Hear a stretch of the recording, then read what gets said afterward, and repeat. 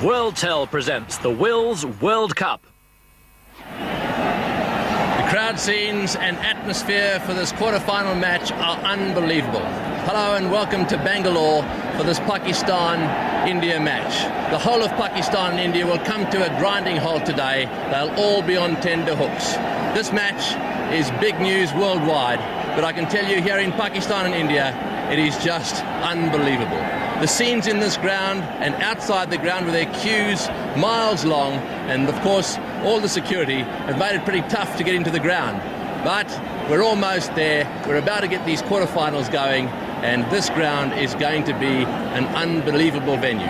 It's almost packed to capacity at the moment, and just spare a thought for the players who are under real pressure. A very tense Waqar Younis. That was the first ball of this contest. Seems to me the umpires are tense as well. It looks as if they've started just a fraction early out there. Our clock's registering 14:28. Everyone's tense. They're the sides: Tendulkar, Sidhu, Mandrake, Azruddin, Kambli, Jadeja, Mongia, Shanat, Kumbli, Prasad and Raju. So they've got the two spinners there, Kumbli and Raju. This is the second ball. And that's a better line just outside off stump. Pakistan, bad news from their point of view. Their captain, unfortunately, didn't pass his fitness test, and so Wasim Akram is not out there with his men today. Amir Sohail and Saeed Anwar, two fantastic openers, will be out there first with a bat. Ijaz Ahmed, Imzamam Al-Haq, a danger man in the side. Javed Miandad, the old man of the World Cup. Salim Malak, good player. Batting down the order, Rashid Latif, the wicketkeeper. Mushtaq, very good leggy. Ataur Rahman in there in place of Wasim Akram, and of course Waqar Younis and Aqib Javed. Those are the sides for today's clash. The game is underway, and Waqar Younis has the ball. He's played at that one just outside off stump. Well, I've got Sani Gavaskar with me in the commentary box. You've experienced all this before.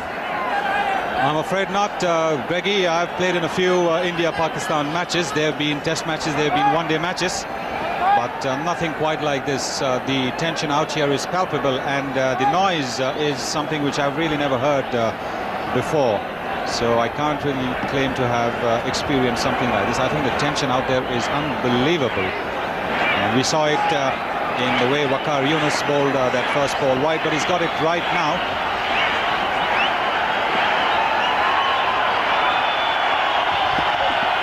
Always played again, just at that one outside off stump. Just a little bit of movement there, a bit of bounce too for Waqar Younis. Just one bad ball in this over, the first one, and the rest have been just outside off stump. And he's played and missed. Navjot Singh Sidhu, seeing they're having a little flirt outside off stump, didn't get close to that one. No, that's the way he plays in the initial stages of his innings. Look at him, he's nowhere near the ball. He feels for the deliveries outside the off stump. Navjot Singh Sidhu is a nervous starter. It's only after he middles a few that his feet start to move. He's then a better judge of the ball outside the off stump. But right now, he's just feeling for it. It's in the middle of the bat, flat away on the offside. Even that gets a roar. So just looking at the field that has been set initially, they've got two slips in position there. Imzamam Al-Haq is at first slip, and that's Mushi at second slip.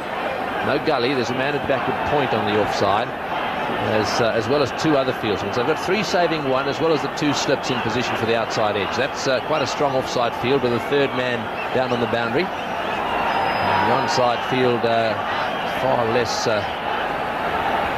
protected, wide mid on, and a man squared on the leg side and a fine leg. That's well bowled and well played. Batsmen just love to feel that ball right in the meat of the bat. Just need a few of those, especially openers, and get it back down the pitch and start to relax a bit. Yes, I think when you have a couple in the middle of your bat, you tend to feel a lot better. The first couple of deliveries which he missed would have made him even more nervous, but now that he's middled a couple, he will be feeling the easing of the butterflies in the stomach. Not quite though. Till he gets off the mark, gets a few on the board, the butterflies will still be fluttering in that stomach. Well, that's well fielded. They'll get one. But a good stop. That could so easily have gone for 4. That's the end of the over. 2 runs without loss. Now that Indian lineup, including 2 spinners, Raju and Kumbli. So just the wide and a single in the first over from Waqar Younis, and it's now going to be Aqib Javed. Right arm, medium fast. He's from Islamabad. 126 matches. Just a little bit of movement. The ball wasn't well pitched up at all, but still you could just detect a little bit of outswing there from him. And bowlers will be looking certainly early on to get a little bit of movement out of that wicket, although it really does look flat and very good to me. Those are his performances so far in this Wills World Cup. Taken 2 wickets on the first 3 occasions he went out there, and against India didn't bowl, of course, just started bowling, and against England none for 34. Uppishly played, and again a diving save. Anwar in the gully, or was it Javed? Yes, it was Javed Miandad. Oh, pretty good moving for him. Well, Sidhu playing it a little bit uppishly. He wants to push that ball away and try and get to the other end. This is the nervousness telling. It's Javed Miandad at gully. That's well bowled. There's just a little bit of bounce out there. It looked quite a hard pitch to me. Everyone's talking about a lot of spin out there. No doubt there will be a bit of a turner, but it seemed to have quite a good crust on it. And so far, the 2 fast bowlers for Pakistan have made it bounce just a little bit. That's umpire David Shepherd from England. And, of course, Steve Buckner from the West Indies.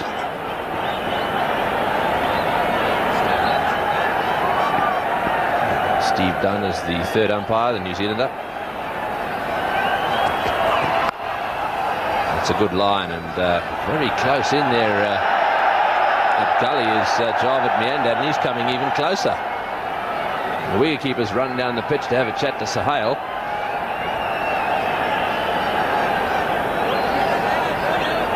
Just keep an eye on Javed Miandad in the gully. He wants to come closer. When one considers the position of the wicketkeeper and the slip, he's very close. Well, the old fox is back to his tricks again. He knows it all. He's done it all. Well, that's a good delivery. First ball pitched up, did swing. He's been just a little bit short, not giving it much chance to swing. That one was up there and it went quite a long way. Well, this is, as we say, a khade shot. Really no movement of the feet at all. Navjot Singh Sidhu hoping that the ball would come in straight and hoping that the early pace and even bounce in the wicket would help him to get away with that shot, but there is movement there for Aqib Javed. I think in talking about Wasim Akram and Waqar Younis, Javed is underestimated. Down the leg side and wide signal, left to re-bowl that one. That's the problem when the ball's swinging a little bit. You get it down the leg side, and if it doesn't swing back down the line, the umpires can be quite severe on the fast bowlers. So long as there is consistency, I think that this is what is repeated so often, that so long as the umpires are consistent, there should be nothing to worry about. But as I was saying, Aqib Javed is very much underestimated because all the focus is on Akram and Younis, but he's always delivered the goods. Oh, he's hit that one hard. That's flying away down towards 3rd man. It'll be cut off down there. Back they come for the 2nd. In comes the throw. That's well played. 5 without loss. So Sachin Tendulkar hasn't faced the ball yet. This is what a lot of these Indians have come to see. Arguably the best player in the world. Just over 100 matches, an average of just under 40. And that's what he's done so far in this World Cup. 127, 137, 70, 3, 90. He's on strike now. And straight away off the mark, he's glided that one on the offside. Back for the 2nd. He looked a little bit tentative to me, that he played that one a long way away from his body. Let's have another look at it. Well, yes, once again, Sachin Tendulkar, like Navjot Singh Sidhu, playing his first ball, so he really has not been there to move his feet. And when you're at the wicket for some time, you tend to move your feet. And this running for 2 runs will have certainly helped the circulation in the legs. How long will it take him to play that pull shot he plays so well? Beautifully in behind that one. So relaxed at the crease. Such lovely, easy movement of the feet. Gets himself a long way across. Lots of pressure on Sachin Tendulkar. If he really fires here today, well, then India will have a great chance of winning this match.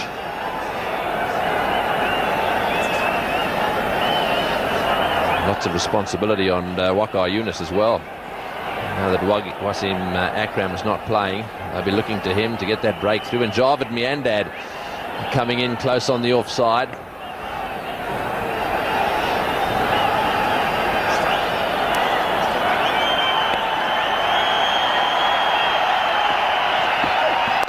He's pulled it away and unlucky. One bounce just backward of square leg.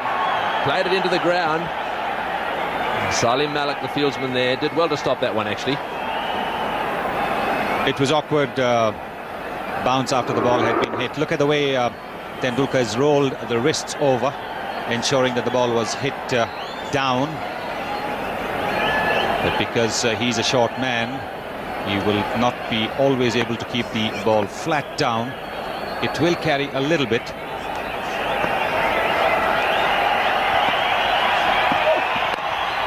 Once again to Salim Malik just behind square. He's threatened to throw the stumps down and been jeered. They'll give him a hard time.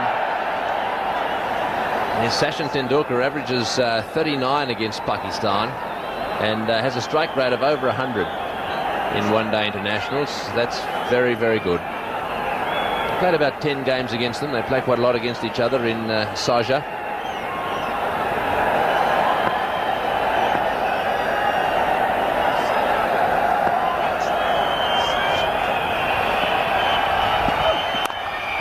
And that's nicely placed as well. Taking it off the stumps. They'll get one. Will they come back for the second? Tendulkar wants it. Sidhu says no.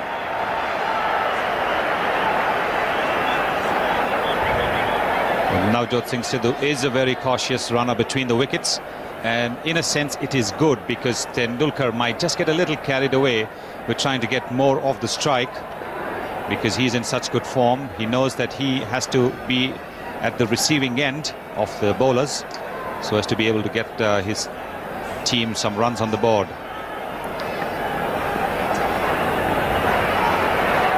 What a sight it is from high up here in the commentary box. Brilliant cricket ground. 7 runs off the over, 12 without loss. So a little chat between the two of them. Well, I don't know who was responsible for getting rid of second slip. It may well have been Javed Miandad. He's talking a lot out there. He wanted a man close in at silly mid-off on the offside. He got his way, but at the expense of second slip. So India 12 without loss. That's the situation so far. Sidhu has 7. One of those, a big neck, went, I suppose it would have been just the right hand of second slip. There wasn't a second slip there. It went for 4. Very fast outfield. And they've still got one slip. Javed Miandad's in the gully. Aqib Javed the bowler. Oh, well bowled. There's a little bit of bounce out there. That one carried beautifully. This was close to Sachin Tendulkar's outside edge. It's beautifully bowled. Very good length. The kind of length the batsman in the early stages of his innings hates to receive. Well, there it is. England made 235 for 8. A big recovery by England. They were in trouble at one stage. De Freitas doing well. Reeve coming to the party at the end of the day.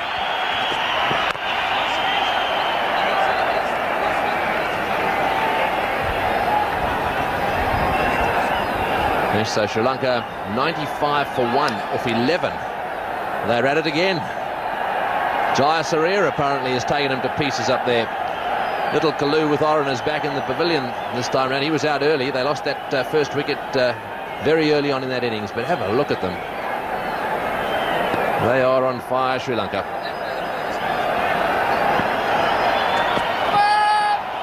Yes, it's going to be one thing winning this match, Sonny. It's going to be another one running into Sri Lanka. Well, once again, I think you're jumping the gun. They still have to get 140 runs. And anything can happen. This match over here now, the tension is easing a little bit. Now that a few overs have been bowled, the batsmen's nerves are settling. Even the bowlers now a little more confident of their rhythm and run-up. He's onto the back foot. That's a good shot. Not quite timed, but into the gap. It's running away over the hard outfield. They'll come back for the second. This is so important from India's point of view. They've only had one decent start in the World Cup so far, and that was the first match against Kenya in Cuttack when they made 163. This is a good shot from Tendulkar. Didn't quite time it. It bounced a little bit on him. He got it into the gap, mind you. Yes, 163, the opening partnership in the first match. The opening partnership since then, 2, 7, 27 and 5. So a lot depends on a good start here. Pakistan, on the other hand, have been a bit more consistent. Their partnership 7, 10, 52, 81 and 70. And they've got those runs in quick time too. Amar Suhail and Saeed Anwar have played beautifully in this World Cup. Well, that swung a bit too. He went after it. Get a second slip in there. They're going to get another one in that area for sure. There's a little bit of movement in the air. It's going away. Anything pitched up. Well, look at that head so straight, and look at that foot coming down towards the pitch of the ball. Tendulkar now back to his confident self. Well bowled. Well, I've got to say that Aqib Javid's bowled a very good line. He's straight down the leg side once. And the umpire now having a little look at the pitch out there. He's getting quite close to the danger zone. But he's got the ball swinging away a little bit. He's looked pretty impressive. A lot of responsibility for him here. His captain's not playing.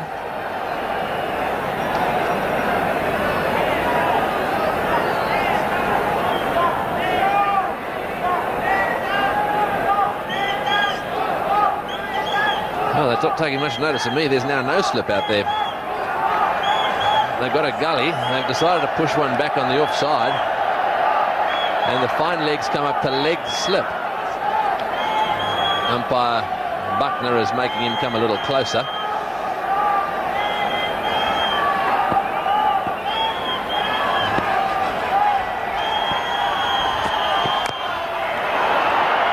Going for the cut shot, bottom edge, 3 runs off the over, 15 without loss. So 4 overs have been bowled. The question is, are they going to get another slip in there? In fact, they are. The horses bolted though. Sidhu's on strike. They're back to the 2 slips, and 3 men saving one on the offside.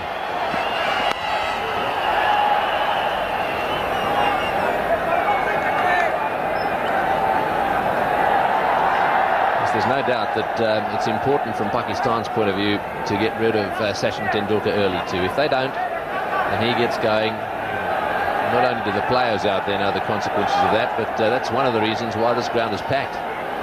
They've come to see this little fella. What a player he is.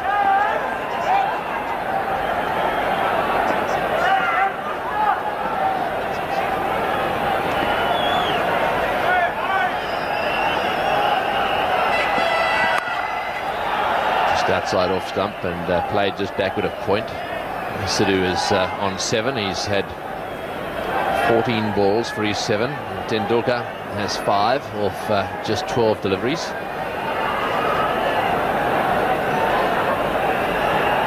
And just looking around the ground, I can't see a vacant seat anywhere.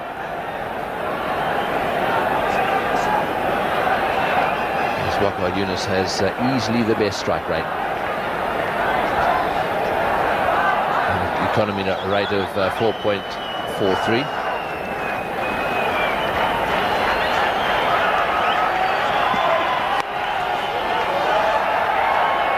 Yes, 29 60.1 is his strike rate, so he gets a wicket every 29 balls, and that's the best around.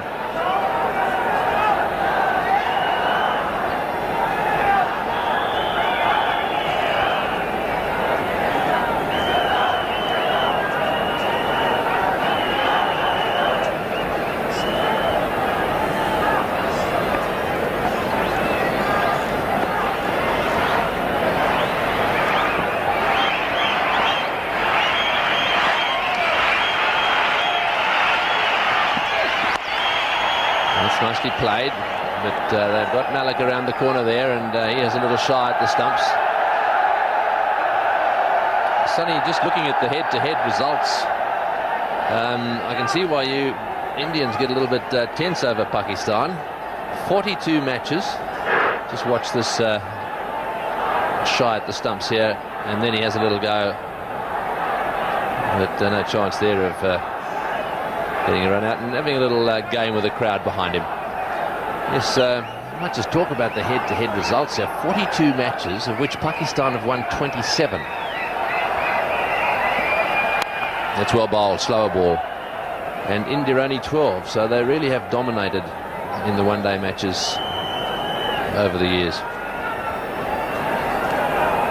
Yes, they have had a better all-round side. They've got today, as well as in previous matches, a very good opening attack. They've got batsmen who are capable of getting their team off to a good start. In the middle order, they've got players who can not only consolidate if wickets have fallen early, but also accelerate when the situation so demands. And in the fielding department too, they seem to try a little bit harder than the Indians have done in the past. But all that is water under the bridge. This is a new game, and the team that plays well on the day, we have seen, is ultimately the winner. There's a fine leg down there, so they'll have to settle for the single. This one off the over, it's 16 without loss. Well, that's the story so far. India have won the toss here in Bangalore in this quarter-final of the Wills World Cup. They haven't lost a wicket yet. 5 overs have been bowled so far, and that's the score. The run rate 3.2 per over. That's nicely played. That was leg stump. He's turned that one away, beaten the square leg fieldsman, and they'll settle for 2. This outfield is pretty quick.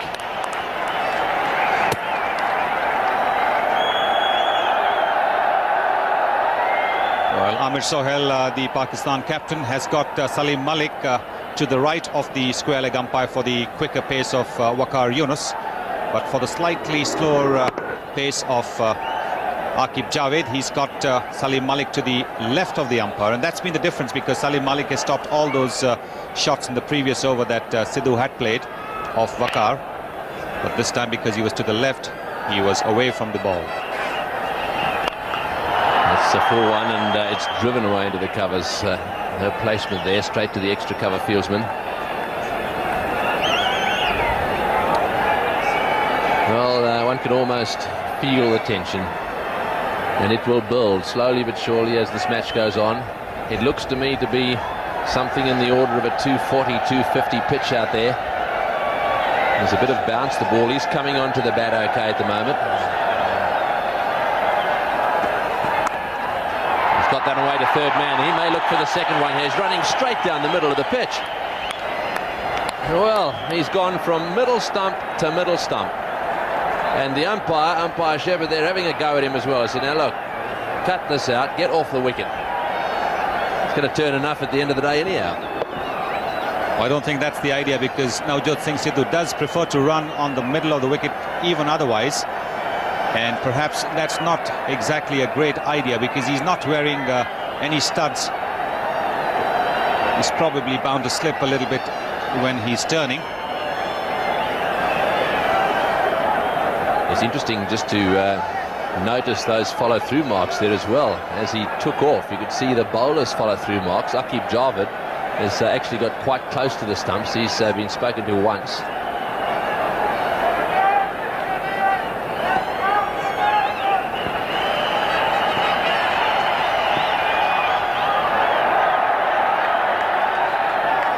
Just Just keep an eye on the pitch here as the batsman heads off down the pitch, and you'll see those marks.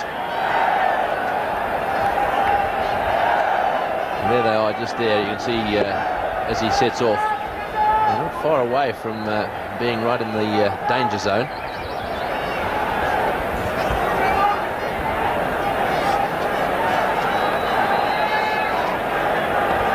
Navjot Singh Sidhu, 11.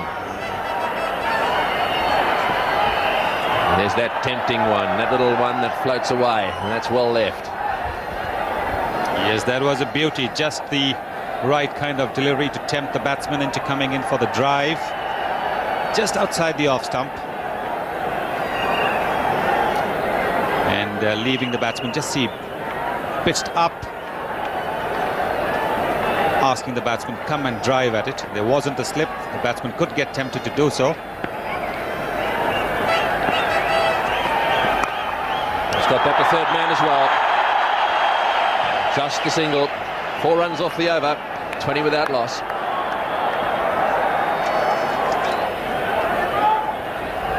Just a little pause here as umpire Buckner tells Javed Meander, I want you a bit closer. Javed is a bit reluctant, and really Buckner is saying, there's the point, I want you right there, and there's the other point, now that's where you've got to stand. Javed trying to snatch a yard or two. The umpires have clearly had some marks made to help them see to it that the batsmen or the fieldsmen are close enough. Well, there he goes for the pull shot again. Wasn't quite there, didn't quite latch onto it.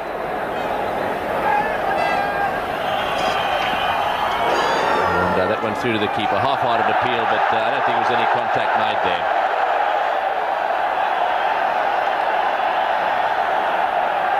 Let's see if we can pick up anything here. I don't think so. Missed everything. It was through him actually just a little bit quickly.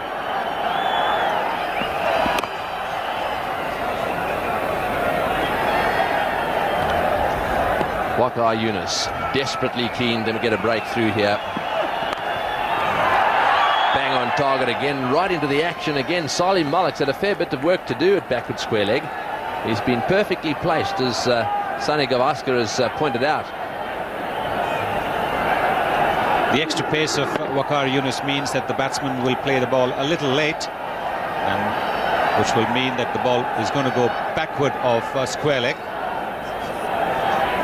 With a slower bowler of slightly lesser pace, the batsman tends to play the ball a little ahead of the body, and so the ball is likely to go, if it's in the middle, towards the front of square leg.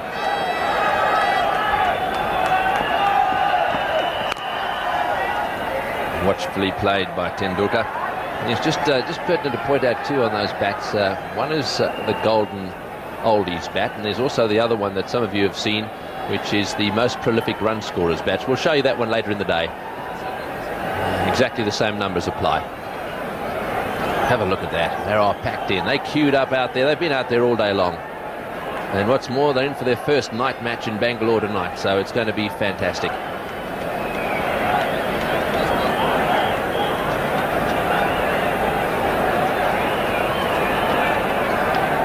Those are the big new lights which will come on at around about 5 o'clock this evening. He's had a go at this one, and just short. Well, he's getting a little bit bogged down, and he wants to cut loose. He nearly chose the wrong one there. A maiden over, a very good over that one. India 20 without loss. So there it is, 20 without loss. 7 overs have been bowled, and so far no real breakthrough for anyone. The Indians have been bogged down.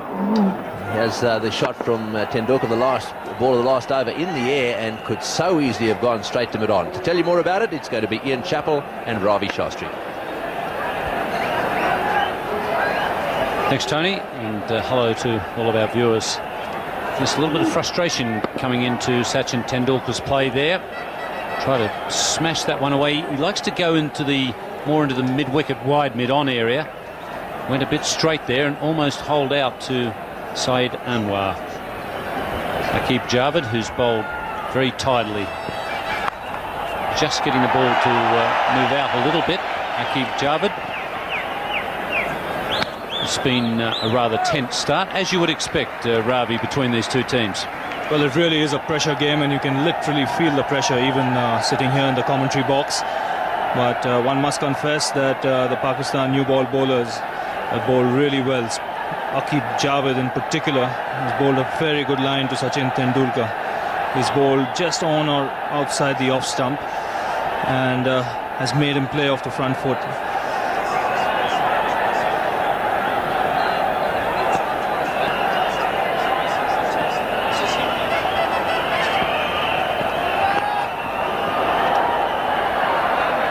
To Rahman being no balled there by umpire Shepherd. Tough job for Rahman because this is his first game in the World Cup, so coming into such an important game without much practice, not easy for him. He's just overstepping here is Ataur Rahman. Obviously must be feeling the nerves. Always difficult to play your first game when it's an India-Pakistan game.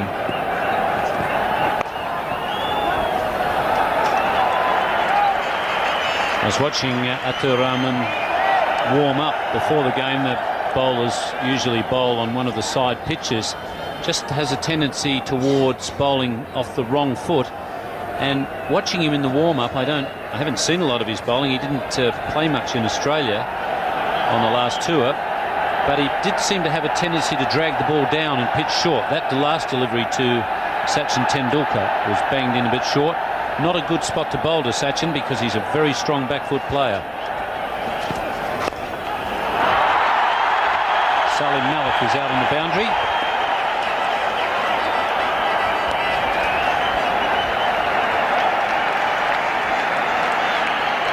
Well, boundaries are hard to come by, and this is the sort of running the Indians would need. Momin Sidhu played that ball on the onside. He knew he was going to put pressure on the fielder. This is the run-up and action of Ataur Rahman. It's just there's a sort of a hint of bowling off the wrong foot. In fact, I must say, looked to be more like he was a touch off the wrong foot when I was watching him live than on the tape there. When you see him on tape, there's certainly no hint of it. But he has pitched in a little bit short so far. Well, seeing him bowl over the last couple of years, that's his general tendency. But a lot of people who have played him in the past reckon that he does hit the bat.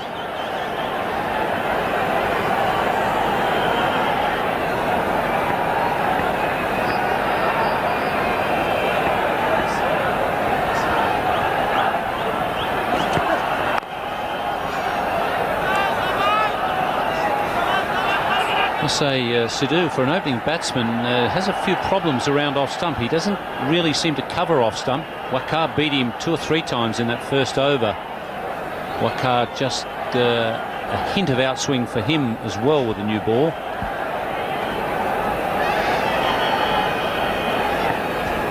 Appears to be getting right back to his best, Waqar Younis, which is good news because he's a fine bowler, and you hate to see a good bowler threatened because of injury. Pays the penalty for being too short on that occasion. It's 29 for naught. 18 to Sidhu, 7 to Tendulkar. So that is most unusual sight so far in this World Cup. We haven't seen any Indian batsman outpacing Tendulkar early in the innings. Sidhu playing that one well. It was a high bouncer, and he decided that he had to go over the top with it rather than try and get it down. May well have hit it straight to point if he had tried to go down. Aqib Javed now is coming on at the opposite end to where he started. Started at the pavilion end, at the Bemel end. That's the end where they make the most noise. Well, there's noise everywhere today, Ian. In fact, even outside the ground there'll be a noise. But Aqib Javed now taking up the attack from Waqar Younis. It'll be interesting to see if he can maintain the same line and length. from the opposite end.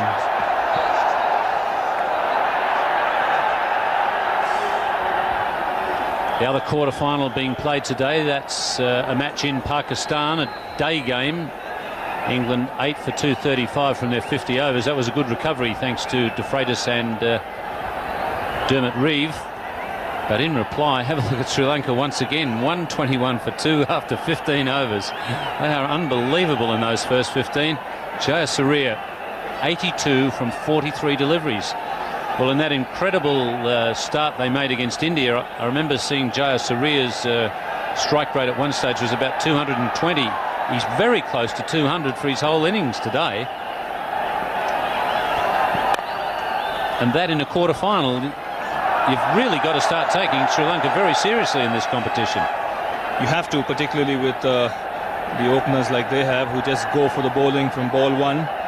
And you saw that Jayasuriya was on target there. He could have got the fastest 100 in one-day cricket had he got 100.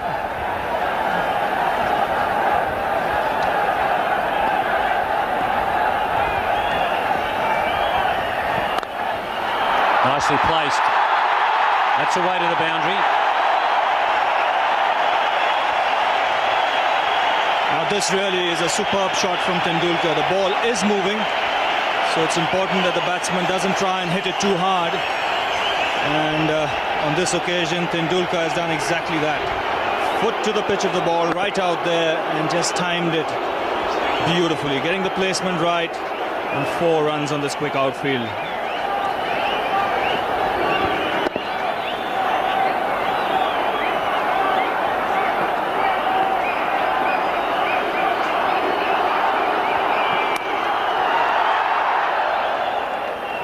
We came down here last night to watch the teams train under lights, and it was interesting watching Sachin Tendulkar bat in the nets. When you're in a commentary position like this where you're very high up, it's difficult sometimes to judge speed of a delivery or how hard a ball is actually hit. But when you're out there at the nets watching from side on, and you could see how quickly some of the balls were flying away off his bat. I'm not surprised that Amir Sohail gave that chase away quickly.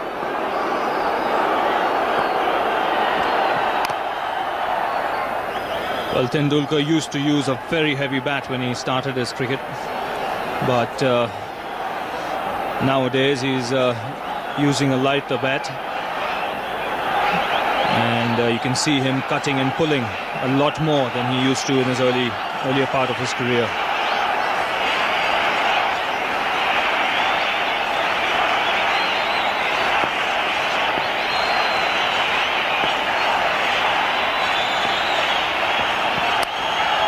Oh, good save. Brilliant save. That was away to the boundary. It's 33 for naught. Tremendous atmosphere here in Bangalore for this second quarter-final match between India and Pakistan. Mohammad Azharuddin winning the toss, decided to bat first. India 33 for naught after 9. Full house, and they are ready to roar. Atur Rahman for Pakistan from the pavilion end. The important thing about the start is that the Indians haven't lost any wickets, because as everyone knows that this is a pressure game. There's no need to be in a rush, particularly when you're a player like Tendulkar, who has so many shots in his repertoire. He's just got to be patient and wait for the loose delivery.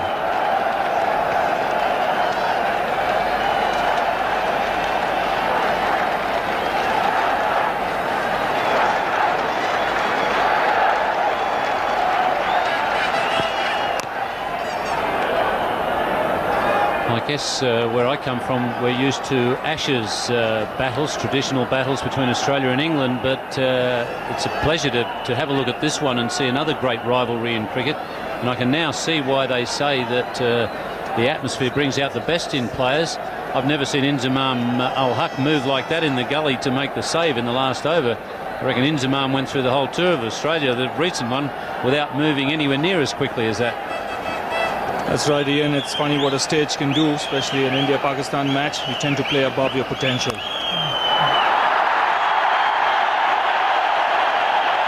Rahman once once again, too short. They should be throwing for Sidhu's end. He's the slower runner.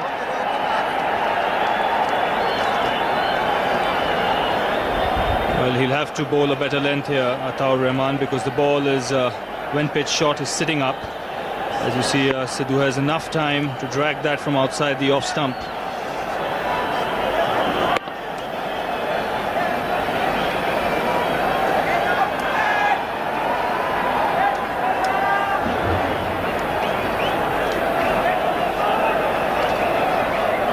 Salim Malik just being moved around there at square leg.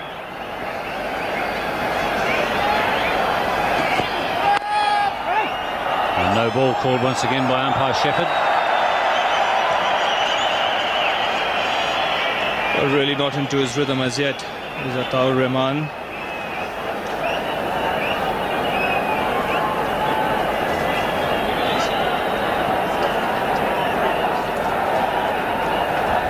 It's an interesting field, he said, just 3 men on the onside. The fine legs up in the circle. There's a square leg and a mid-on. So it's so important that he gets his line right. He has to be bowling around that off stump or just outside it.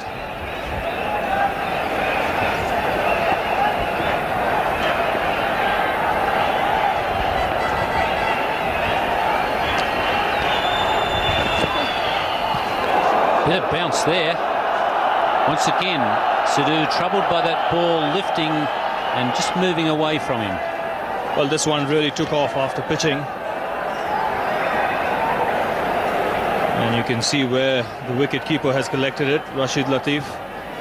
But what Ataur Rahman should do now is not to be carried away by seeing that kind of bounce.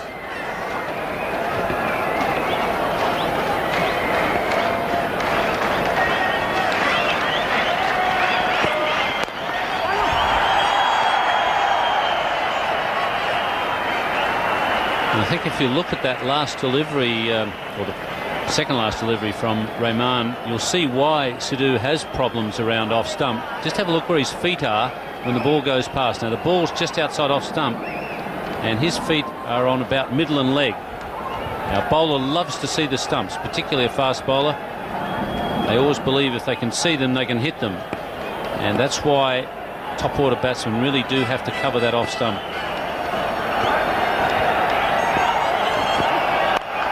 With outswing there, it's 37 for naught.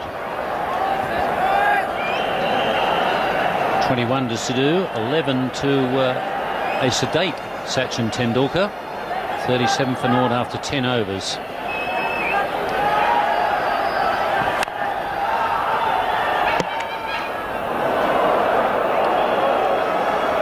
Well, just seeing Aqib Javed's field, I think Navjot Sidhu can really anticipate where Aqib Javed would be looking to bowl. Again, just 3 men on the onside with fine leg up. And here when Sidhu hits it back to him, he gets a little hand on that, but Tendulkar in his crease. First slip would have had a chance.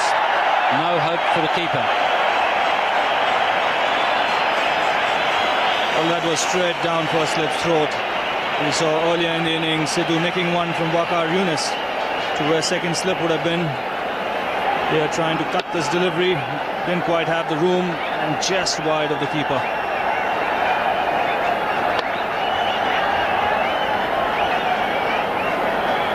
I guess the other inhibiting factor for Rashid Latif would be the fact that he's got a very badly bruised right hand, or a finger on the right hand. And that'll be away to the boundary. Now this is a beautiful shot from Sidhu. He's played it late, he's waited on it. The man at third man is fine. So the moment he got the ball past the gully fielder, it really raced into the fence. It's a quick outfield there. Let's see how late he plays it and gets his bat down on it.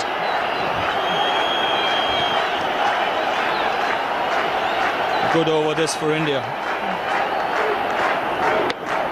At this stage of the game, it's funny how one good over can really change the context of this game.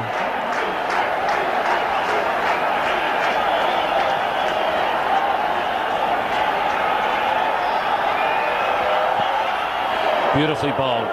Good reply from Aqib Javed. A little bit of frustration creeping in here.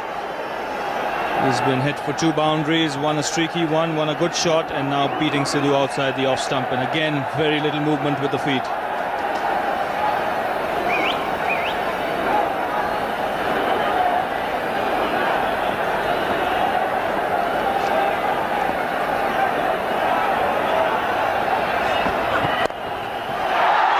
There's no flying leg. Long chase for Salim Malik. And he's just hauled it back.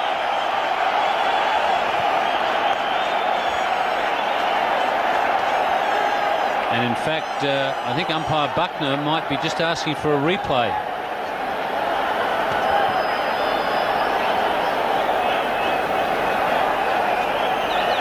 Well, just checking if Salim Malik had stopped this ball cleanly. In fact, this is interesting because when he pushed that ball back, his one leg might have been just outside that boundary line. And Steve Buckner rightly calling that a boundary.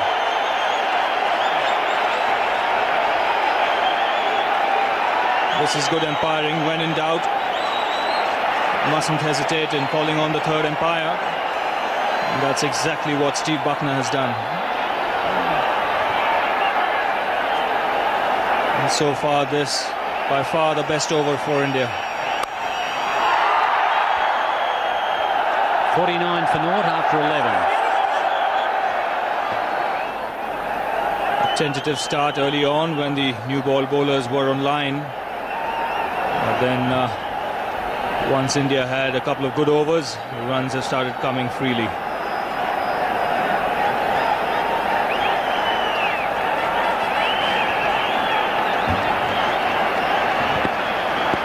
Once again, final leg is up.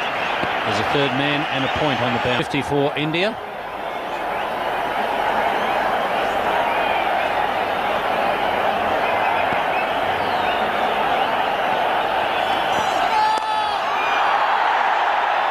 Another no ball. So things not going well for Pakistan in the last couple of overs. The problems for the captain, Amir Sohail. Because Ataur Rahman has really not found his rhythm. And Pakistan must be definitely missing the services of their most experienced fast bowler and captain Wasim Akram.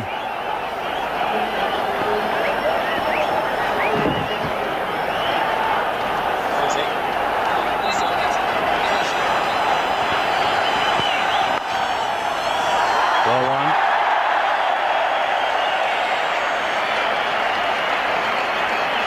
This quarter-final between India and Pakistan is a co-production of World Tel, Grand Slam and Doordarshan.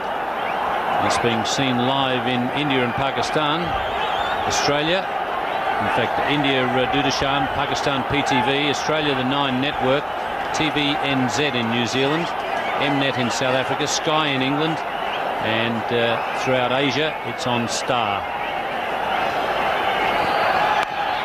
And then in the United States, Canada and the Caribbean, you're viewing it care of Kelly Broadcasting Services. So it really is a wide-ranging coverage, and I would imagine there would be a pretty good population of Indians and Pakistanis in all of those places, and they'd be very keenly watching this, Ravi. Oh, no question about that. They'll never miss an India-Pakistan game. All the expatriates, wherever they are.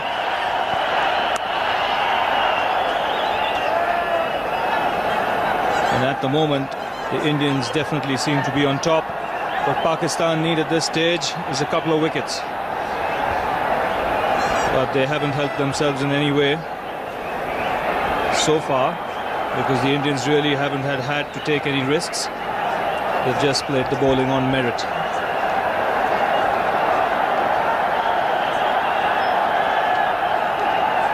Slight change by Sohail now in the field placing.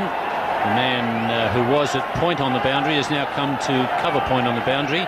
Mushtaq has gone to backward point inside the circle.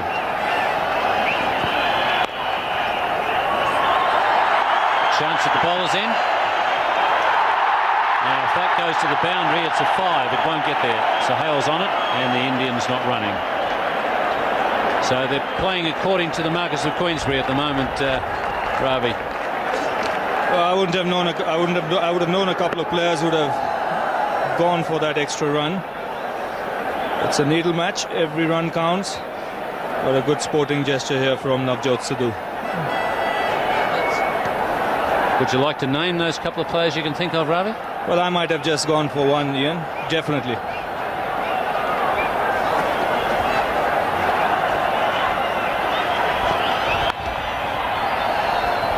$56 for naught.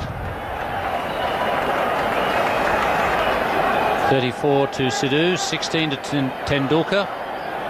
Packed house here in Bangalore. And so far, the 50-odd thousand fans here have had plenty to cheer about.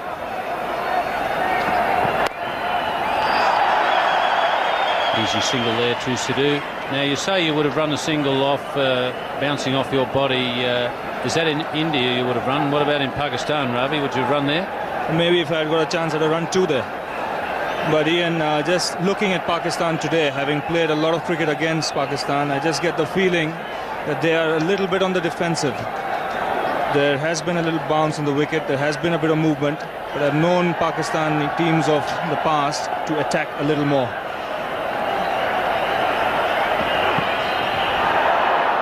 Signalled wide by umpire Buckner. Aqib Javed was probably a bit fortunate not to cost the side a bit more. There's no fine leg on the boundary.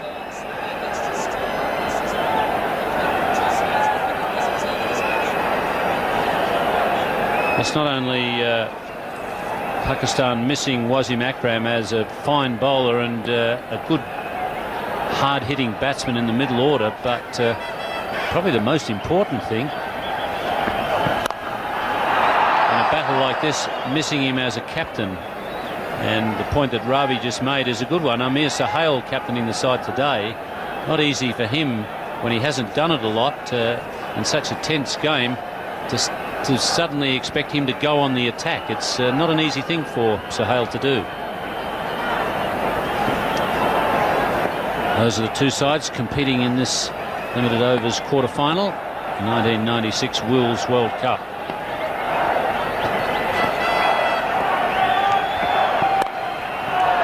No one out there. That's one of his real strong points, Sachin Tendulkar.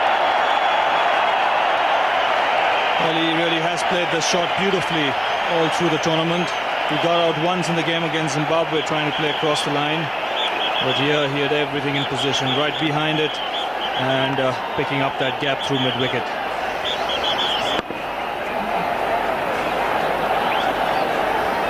Beautifully balanced is Tendulkar when he plays shots like this.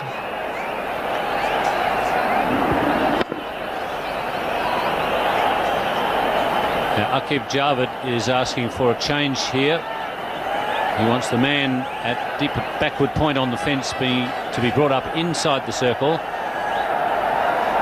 Javed comes across from extra cover into the mid-wicket position, and Salim Malik going out onto the square leg boundary.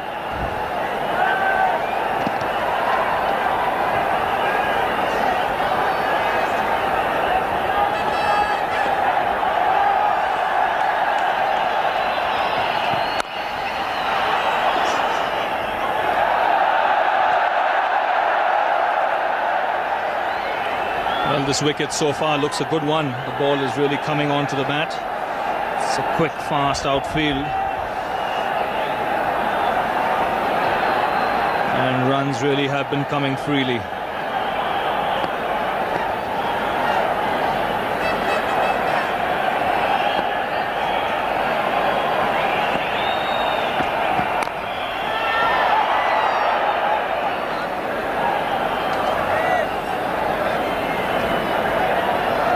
Quite a good over. The run rate now pushing up to around about 5 for India. Good start. Nothing quite like the Sri Lankan start. Our statistician Max Kruger telling me that Sanath Jayasuriya, who got 82 off 43 balls today, now has a strike rate of 135 for the tournament. They've done some amazing things in the first 15 overs, Sri Lanka.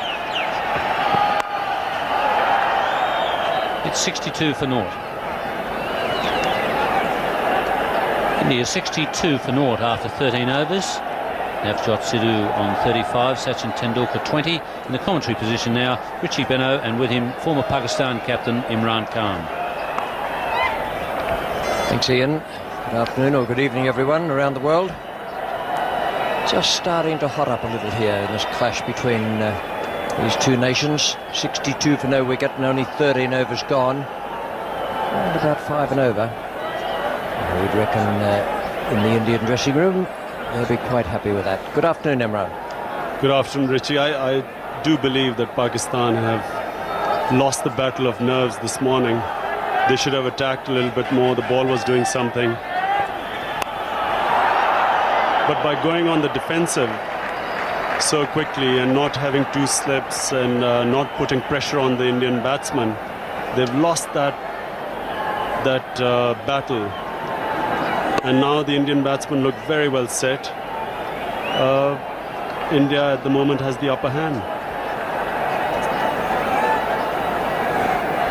All sorts of things out there which are captain's prerogative. They've got to make a choice on the spur at the moment, says Rahman.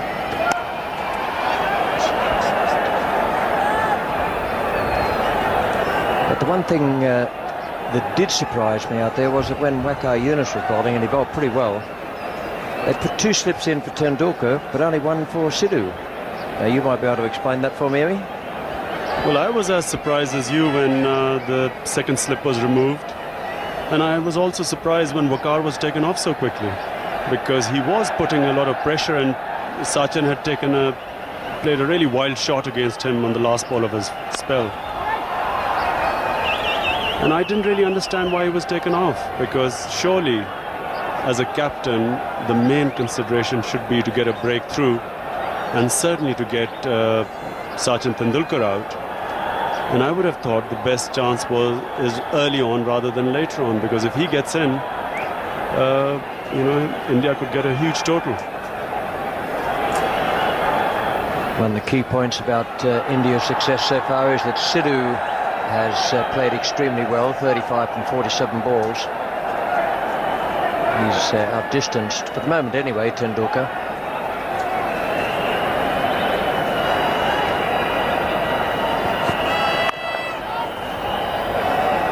One thing we do know about Navjot Sidhu is that he's not all that brisk between the wickets, but so far they've negotiated everything quite safely. He also seems to have taken the pressure off Sachin Tendulkar.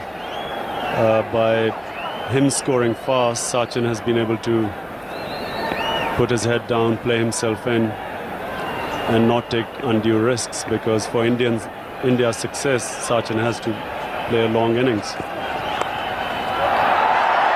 Just take a single of that to move it along to 63 for no wicket.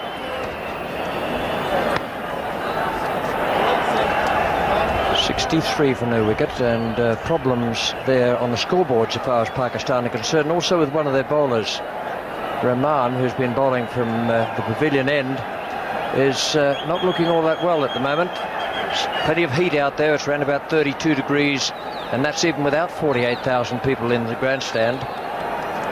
It's a capacity crowd, a tremendous atmosphere, and there'll be a few nerves there contributing to that as well, I would think.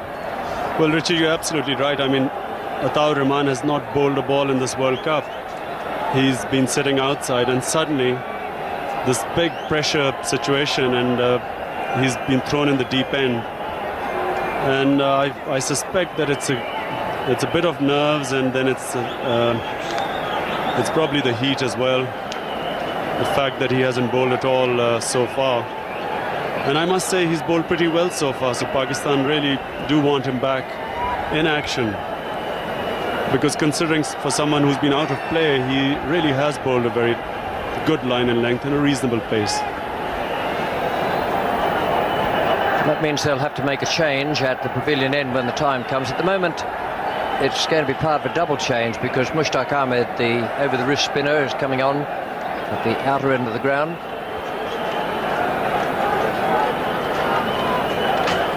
Outer end known as the Bemel end.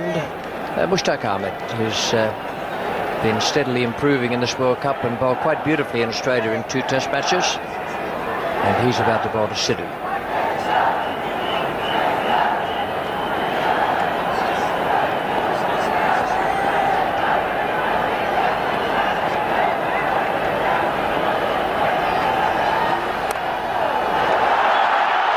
Well, that's a start. And it also confirms that this is a lightning fast outfield. Looked a good pitch when I was out there before the start of play, and the outfield is shorn and beautifully grassed. It'll also be interesting to see, Richie, if the ball did turn. It looked as if it turned a little bit, and it wasn't really a flighted delivery. So let's see what happens on this track. Good top spinner to follow. Yes, the first ball was a leg spinner. That might confirm for the Pakistan dressing room that there's going to be some spin out there.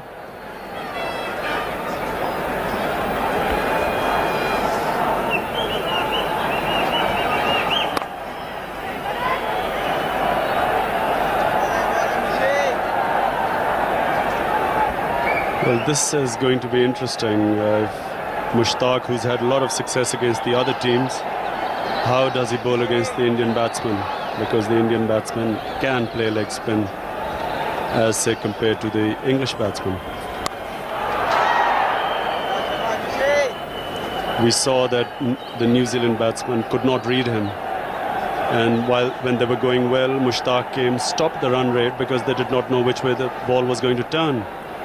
But I'm afraid the Indian batsman will pose a lot more problems for him. He can't afford that type of misfielding. If he's going to go down on the ground, then he needs to get his body behind it. But he is one of the better fielders in the side, Ijaz.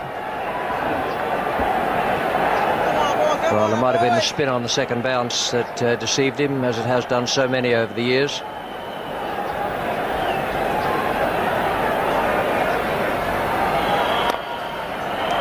.68 for no wicket. India are hoping that this partnership continues as long as possible.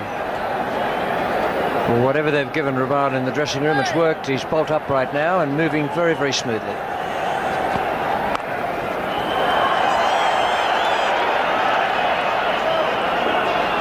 Just the single to Sidhu. It takes Sidhu a little while to get going. I've noticed that the Pakistan fielders are always throwing to the end to which he's running, putting a little bit of pressure on him. Well, like in Zamam ul Haq, Sidhu is not quite known for his running between the wickets. But Sidhu is a very good striker of the ball against the spinners.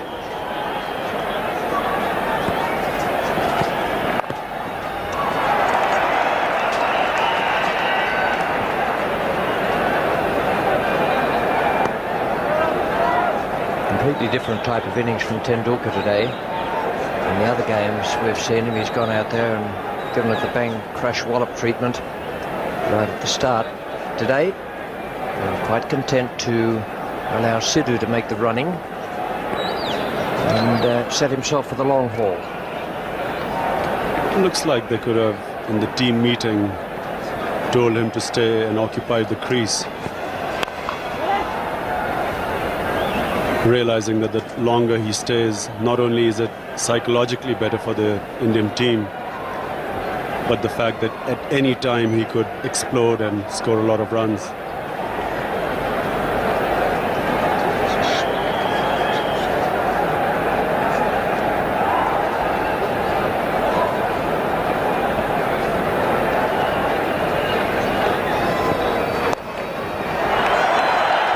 Sidhu is going to look for 2. This will be a test of him, but can't make it. Good Yorker. Well, the situation in the match is now,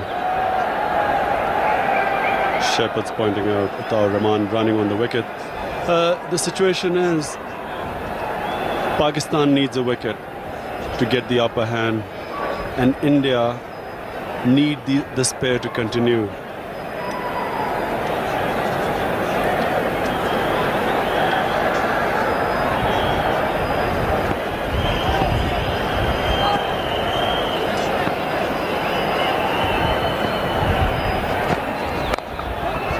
Straight to the man. Fumble, but it's still 71 for no wicket. And Mushtaq Ahmed, the over-the-wrist spinner, comes on to bowl to Sidhu.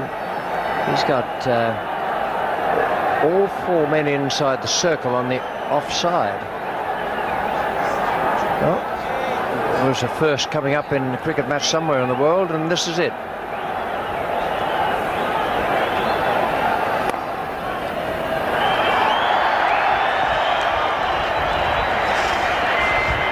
I agree with you, Richie. It's a strange field setting. It's not putting the Indian batsman under that much pressure.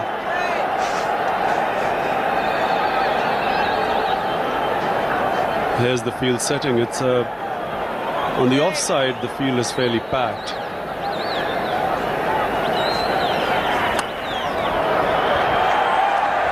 That was a wide ball. But if we look at the onside, it really is a strange field setting. There's no, as you see, there's no fielder inside the circle. You only have 3 fielders on the boundary: the mid-on, the mid-wicket, and the square leg.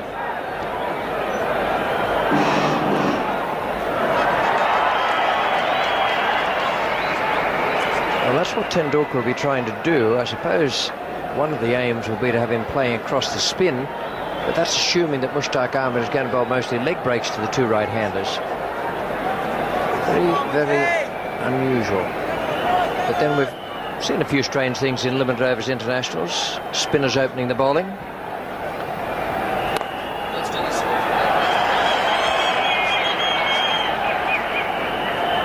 Here at Bangalore, it's 75 for no wicket of 16.3, and that is quite pedestrian compared with the other quarter-final being played today. England 235 for 8 from their full 50. They did well to get to that. They've done well to restrict Sri Lanka to 193 for 3 from 25.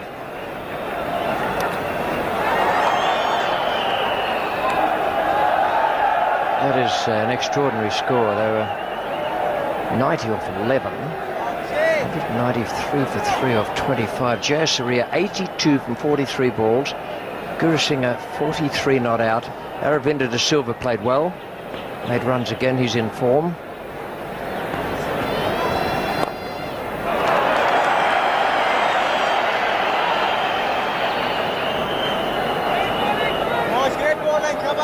You see, here we see this odd field setting, which is not putting any pressure on the Indian batsman.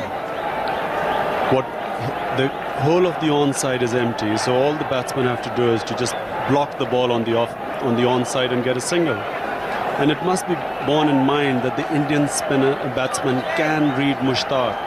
They do read him much better than so far we've seen other teams reading him. As a result, they can play him on the onside. 76 for no wicket. Tendulkar is 23, Sidhu 45. Rahman, the bowler. There's a man out there at deep square. Just a single out to him.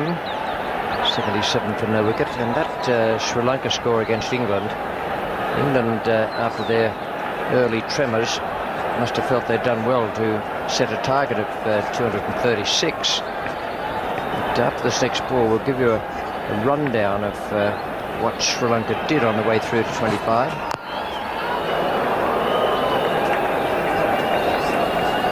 They were 95 for 1 off 11 and 121 for 2 off 15. It's absolute mayhem, Imran.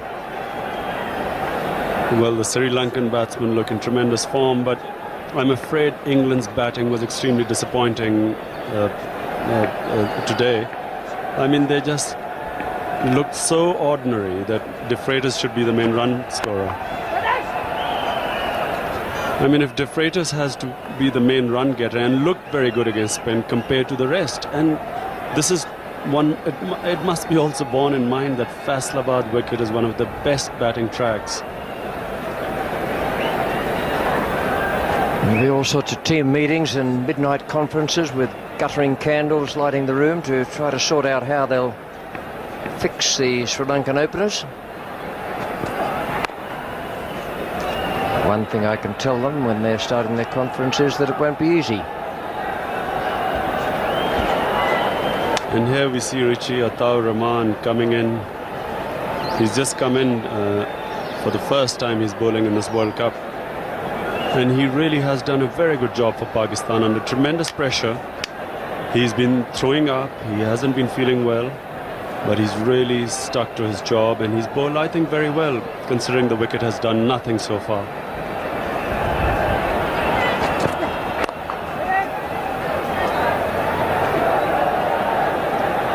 Also, both batsmen are in. They're playing very well. They're both stroke makers. And Ataur Rahman has really kept a very good line.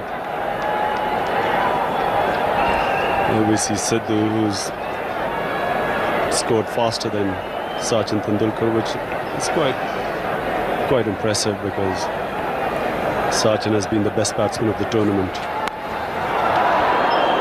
None for 5 from Rahman's last 3 overs. It's 77 for no wicket.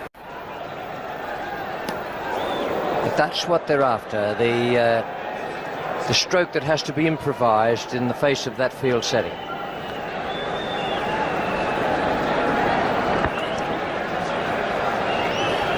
Yeah, but it also means that there's this huge onside field which is empty. And here they can keep picking off runs like this without taking undue risks, and that's really what Pakistan want them to do, take risks, and so that Pakistan get a wicket and slow down the scoring rate, put pressure on the rest of Indian batting.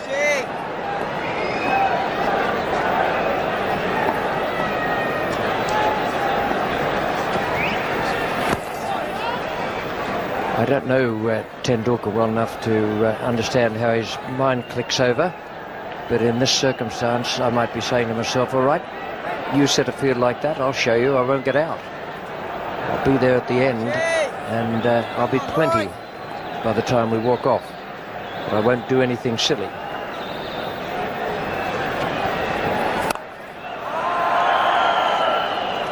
So surprisingly, Pakistan's mindset since this morning has been very defensive. They haven't really looked to get wickets, and there's nothing that puts more pressure on the opposition than a fall of a wicket.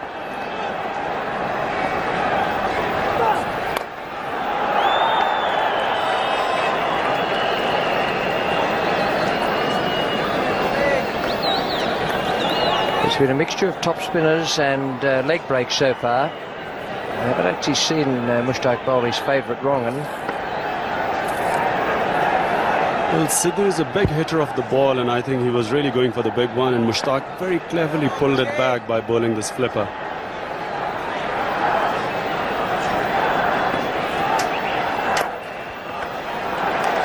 And this time he looked for 2, won't go. But that's going to be the plan for Tendulkar, to try to push little 2s into the gaps, and it's 79 on the board.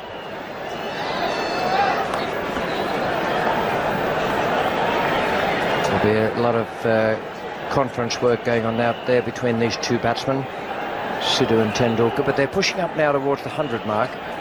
That's pretty good going, 19 overs. They want to be around about the 110 mark when the 25 overs come up, perhaps even a little more.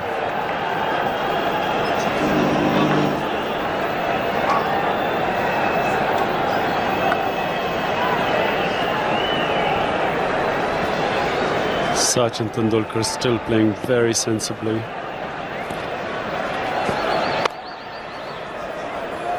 Looking ominous from Pakistani point of view, because he's really played himself in now.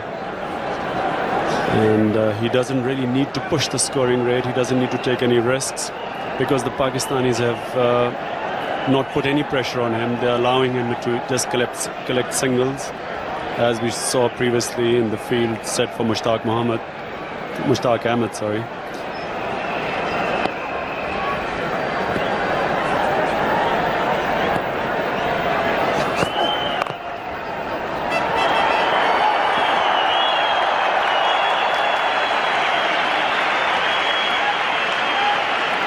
Ijaz Ahmed is the man coming in onto his correct hand as well. He's a left-hander and a good fielder.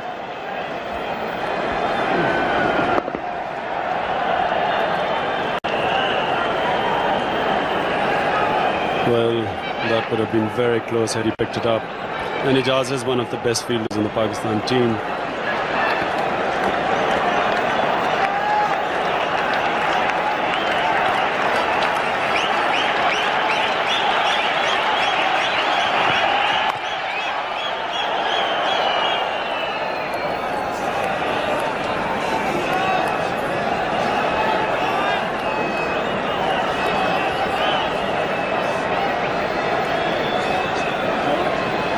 The Indian batting under no pressure now.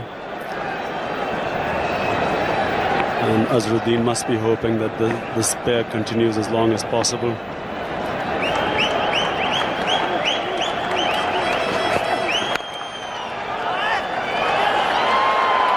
That was well fielded. It was the best way for him to do it. If he'd gathered it in and then thrown underhand, it would have taken that extra fraction of a second. That was brilliant work from Waqar Younis. Yes, here we see this could have been the best chance for Pakistan breaking through this partnership. And yes, he was out. Had Waqar struck the wickets.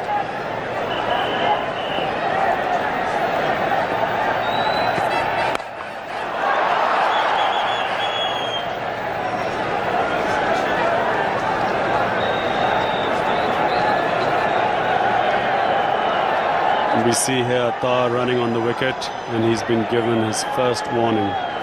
It means that if Attar gets another warning, he only has one more chance to bowl in this innings.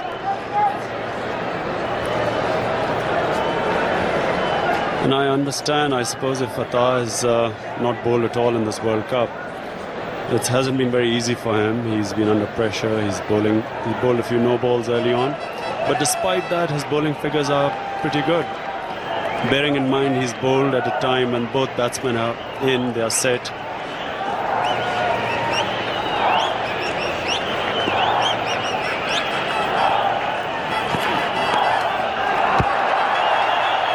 Neat stroke, just a single, 2 off the over, and it's now 83 for no wicket.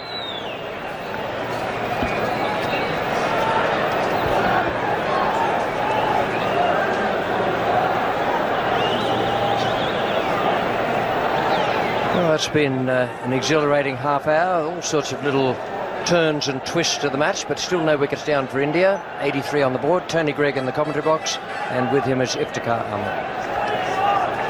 Thank you, Richie. Well, 83 without loss. That is a good start for the Indians. Sure, they've used up 20 overs, but they've got a fantastic launching pad here. And he's got that one away fine too. It's a fast outfield. It's going down a fine leg. They'll come back for the second. He plays those little nudges so well. Well, Pakistan now certainly need a wicket.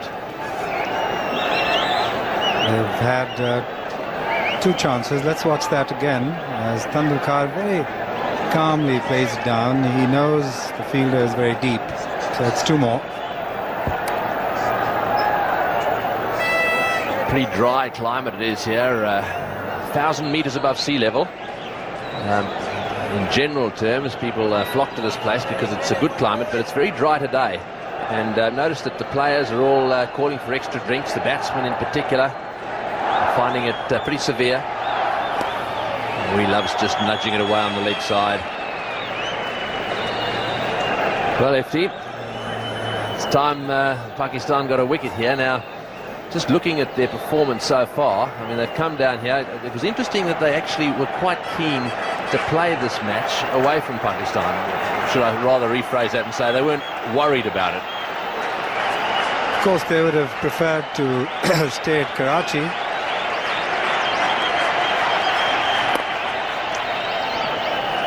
But they did fancy their chances, and they do fancy their chances in a match with India.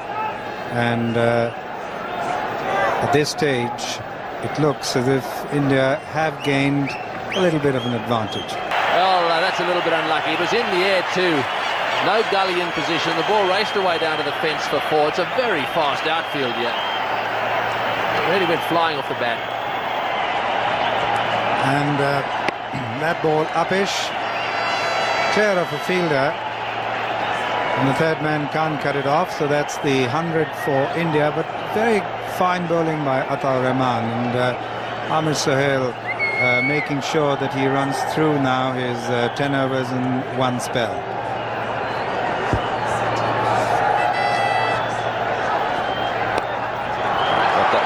Well, he'll be looking for 2, and I think he should have come back on that occasion, but anyhow, the throw's good and they've settled for 1. Yes, so just to finish off that bat, those telephone numbers, that's a magnificent item of cricket memorabilia. Those are the numbers you can call in the various countries. And of course, there is one other number. We've had lots of inquiries from all over the place, places like Detroit and Hong Kong. The number is 612-565-3777 for those of you in places not included on the screen.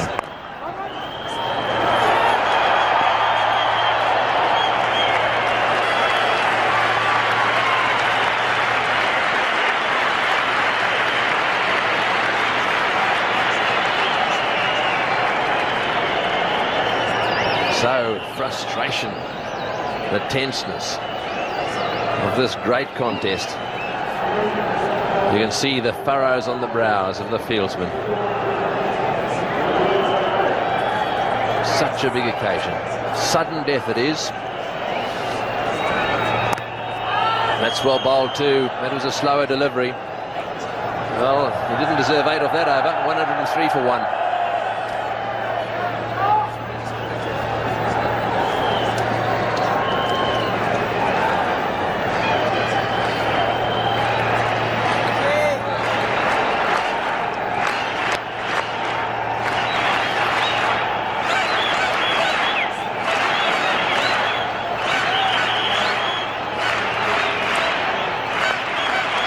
Well, by my calculations, they're on target for 250. They're going to need them too. It's a good pitch. Oh, that's a well-played little sweep shot. And Draker getting that one away. Once again, there's a problem down on the boundary.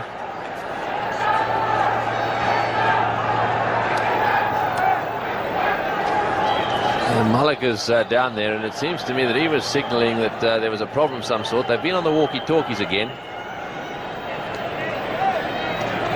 Although it all seems pretty settled to me. The fielder's having a drink, so the Indian physio's decided he'll give the batsman a drink as well, but he's been sent off. Mid-off, moved a little straighter. Mushtaq. Bowling to Sidhu. Trying to drag him outside off stump, and there's that single again. There's a run every ball. There's no one fielding, saving one on that side. It's a strategy they've used, Dinty. It's a bit of a mystery to me. Those ones, concede them on such a regular basis, makes it very difficult. He's got a bowl just outside off stump, and of course he's bowled the odd wide as well. Yes, they've just got one fielder there to save the single.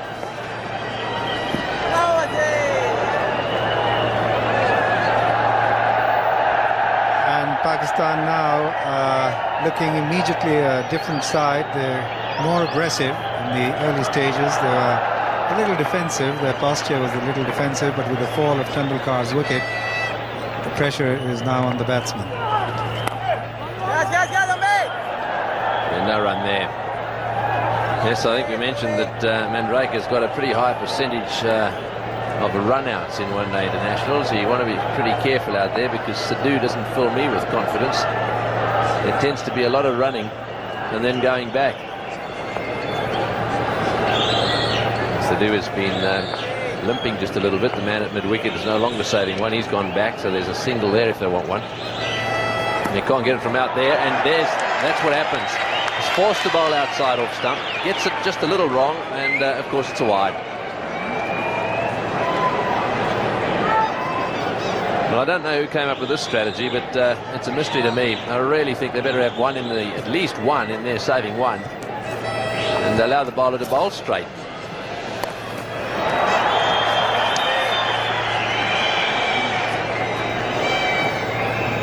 Well, they had big problems with this strategy against South Africa, who were sweeping virtually every delivery and getting the 2s and the 1s. So they haven't been chastened or learned from that experience. It's a very, very big day for Amir. Just outside off stump, that side is well protected. No run there, 107 for 1.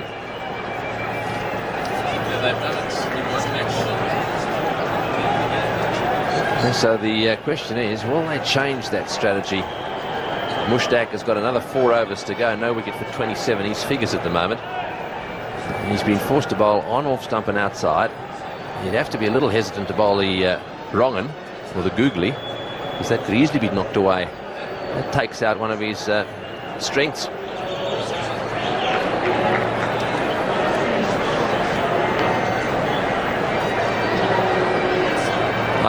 Atta Rahman is about to start his last over. 1 for 38 his figures. He went for 8 last over. He's on his way again.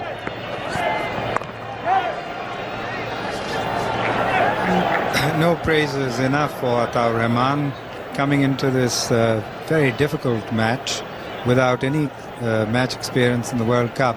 This is his first match, and he's now going to bowl his 10th over, or he is bowling his 10th over, and he's just given away 38 runs. So he's done a wonderful job for Pakistan, and of course got that wicket of Tendulkar. Yes, that was the big one. I had a little chat to him last night at the cocktail party. He didn't hang around for too long. He was off to bed quite early. Mind you, that didn't help him too much because he'd been sick this morning. He was sick as a dog on the ground. It really was incredible. He's recovered pretty well though, so hats off to him. You can see he's sweating profusely. And here he's still got a smile on his face. Perhaps a bit of nerves, but he looks very happy. He knows he's in his 10th over and he's done the job that his captain wanted of him.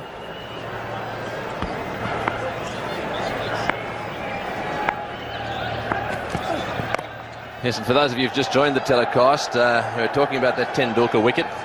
This is how it happened. It was outside off stump.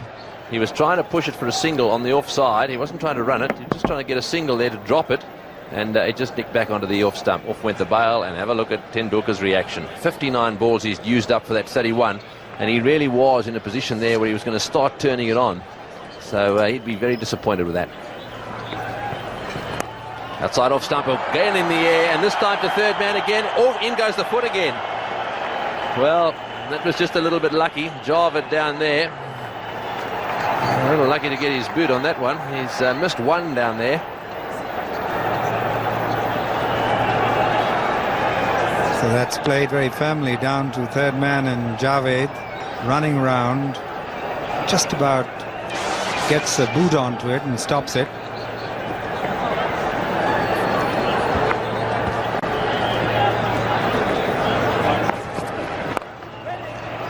Right up on leg stump. Well, that really was asking to be thrashed through the onside field. Just got his line slightly wrong there. So he's about to bowl his last ball in a spell which has been pretty useful for Pakistan. Coming on first change is never easy. His figures read 1 for 40 now. And he was no wicket for 20 from 3, so he had a very good little patch in the middle. A little bit of swing out there once again. Fielded at backward point. Well, that was the end of his spell. 109 for 1.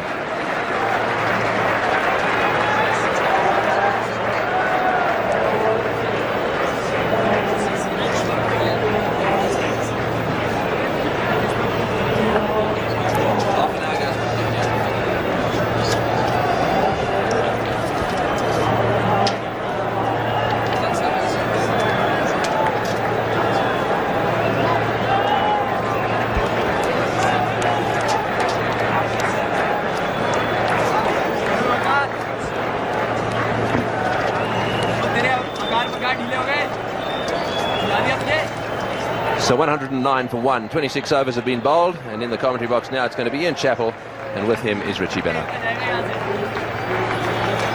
Thanks, Tony. And Pakistan have got rid of what they would consider to be the danger man. Danger from the point of view that Tendulkar could have taken them to a score just about out of reach of Pakistan. The other man who is likely to do that in the lineup there, Mohammad Azharuddin, the captain, who will come in next.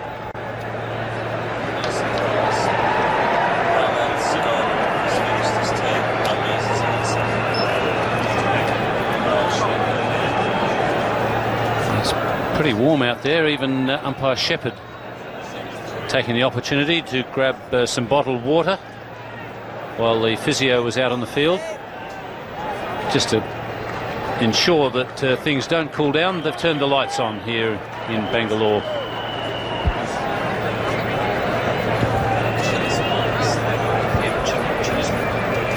Now the skipper is having a go. Amir Sohail coming on at Mushtaq's end.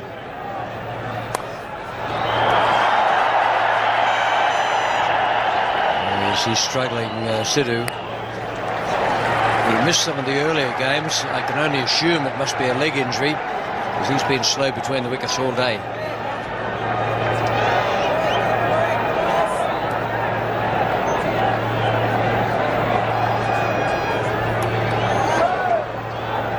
Amir Sohail does a pretty good job as the part-timer. He quite often bowls his 10.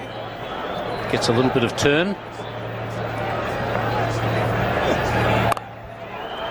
And with 62 wickets, that's the other important job he does in these middle overs. He always seems to get a wicket or two.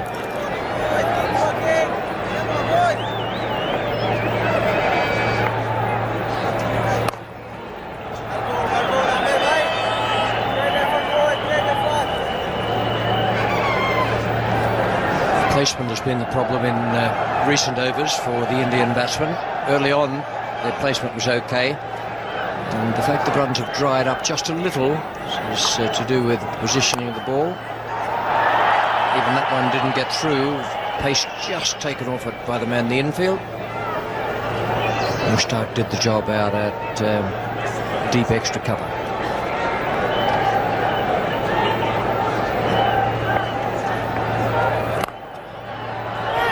Mushtaq, he was going to have a shot, but he couldn't pick it up. 113 for 1.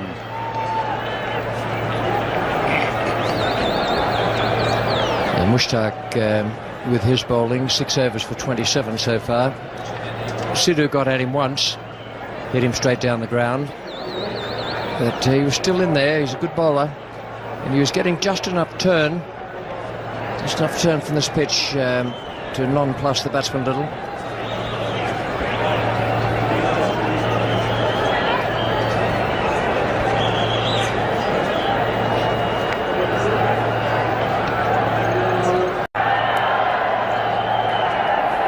Seven overs have been bowled by Pakistan at the M. Chinnaswamy Stadium in Bangalore.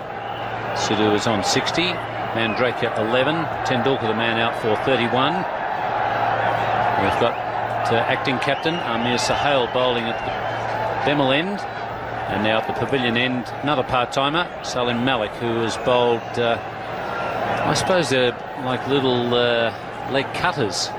Certainly that's what he bowled up in Pakistan. It may have been because the pitch there was very slow. He also does, I've seen him at times swing the ball a little bit, so he can be a bit flexible as a bowler. And it looks like the little leg cutters rolled out of the back of the hand. That's interesting. I don't think I've ever seen anyone do that before, not in quite that fashion. Whether that's his normal delivery is another matter, but certainly it's a leg cut action, fingers rolling across the top of the ball.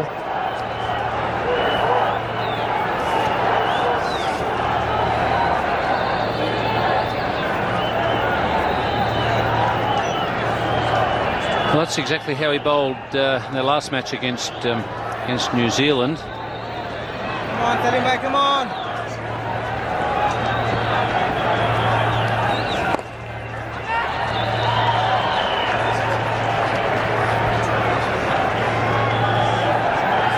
theoretically, he shouldn't really be able to spin the ball if that's what he's trying to do, because his arm is so high, it's well past the perpendicular, and he's leaning away a bit. But flight might confuse the batsman.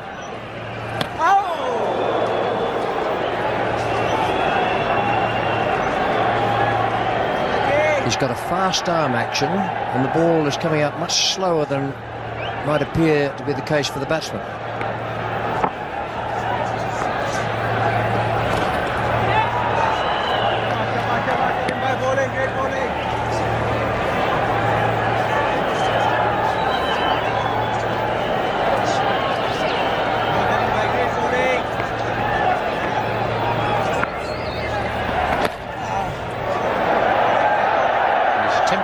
Sweep fine. Perhaps fine isn't quite the right term. At about 45, I think he's trying to angle it so that he gets the boundary, because Saeed Anwar is fielding at a short fine leg, and Draker wants to get it just away to his left. Instead, he gets the leading edge, and they'll get a second now on the misfield. It's 117 for one.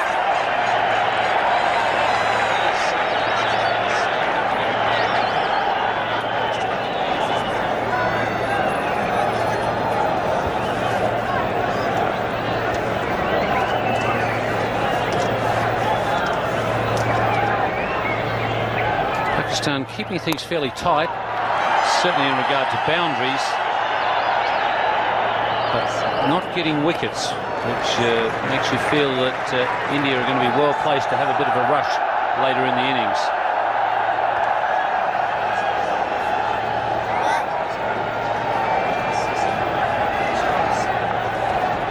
It might be Sidhu's day so far as runs go. He's made 61.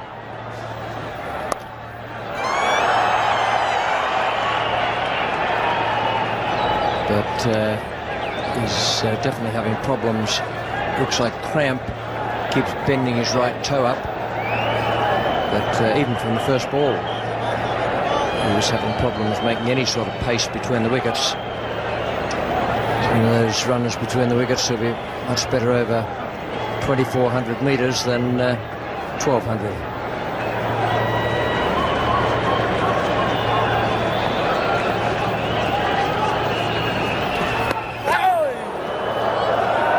Work there by Rashid Latif.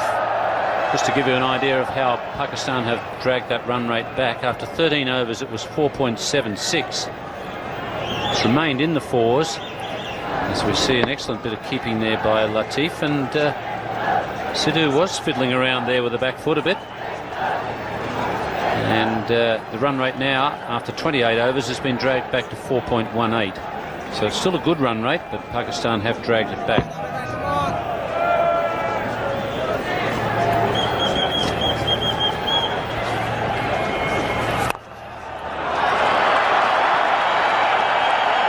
Stroke from Sidhu.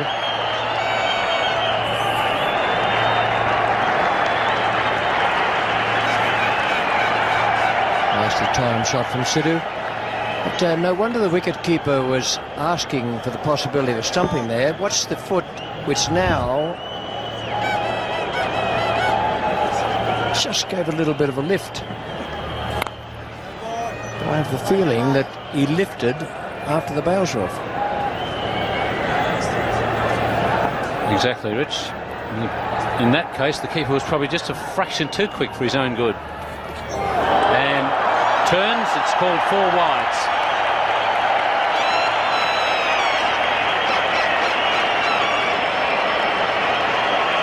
In fact, it might have got an edge. 125 for 1.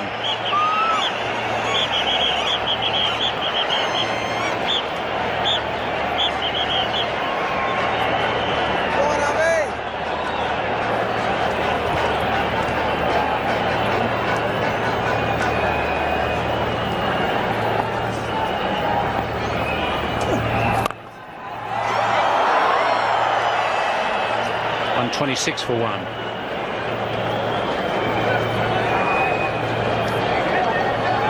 Well, India will need to accelerate now to get that rate back up to where they were, which is around about 4.8.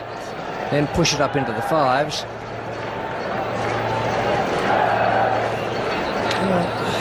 That happened to Shane Warne in the match the other day, where he spun the ball so sharply and was called for wide. Seems just a little bit harsh to me.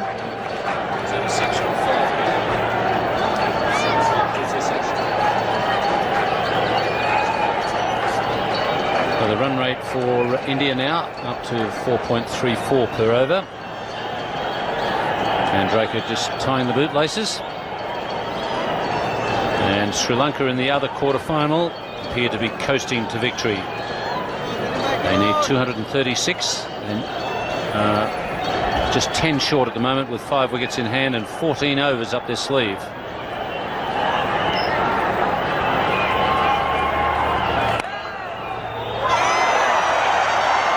Malik really should have done a bit better there off his own bowling.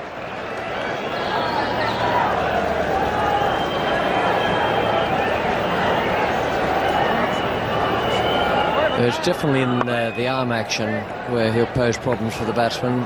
The arm action coming through very, very quickly for a bowler of that pace, but the ball coming out very slowly.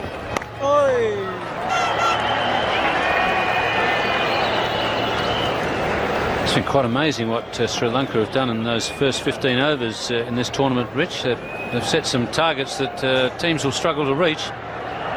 It's been quite brilliant. Been brilliant to watch for most of the time. Single to Sidhu. We haven't been able to see all of it today, but saw quite a bit of the early part of the game, and then saw some of the batting a little later, and they are dynamic.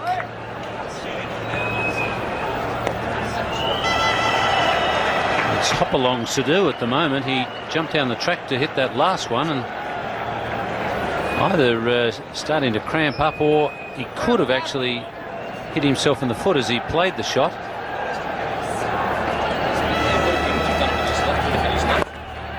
Just short of mid-wicket.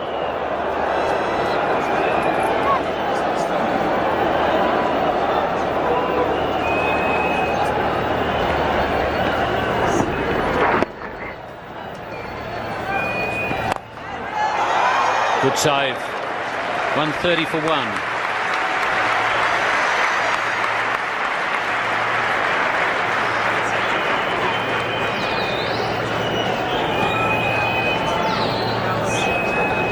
Skipper showing the way here in the field, or should I say the acting skipper, Amir Sohail, standing in for Wasim Akram, who missed this game because of injury.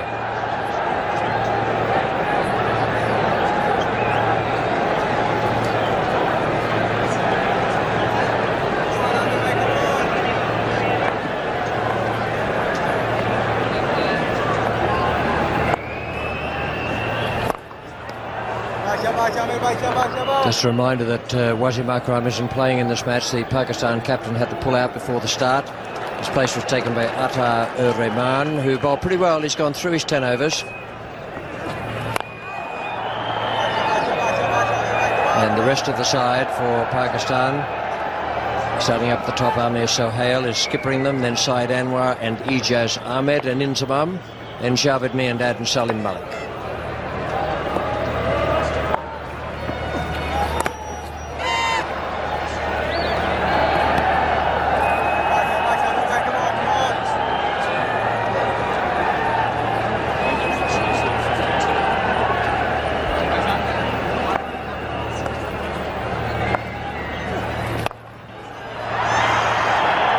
Long off, and with the way that Sidhu is hobbling, there's no chance they'll get back for 2.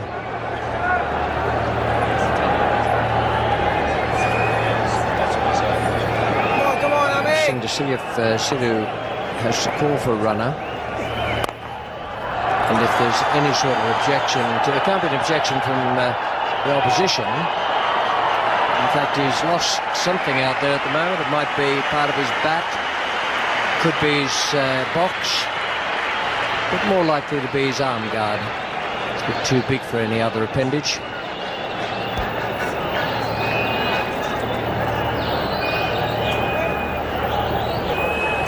And 33 for 1.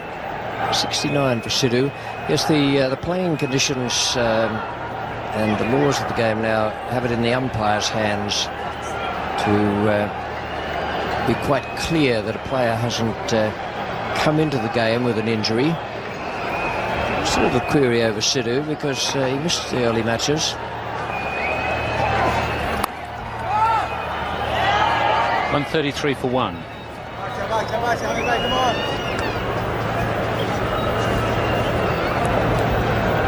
The skipper has taken it upon himself out there to try to keep the run rate down. He knows they face a bigger job, much bigger job, without Wasim Akram. Wasim Akram said last night, when I was chatting to him at a function, that he was about 70% fit, expected to be 80% today. But that's not enough, not for a match like this, not for any match for that matter.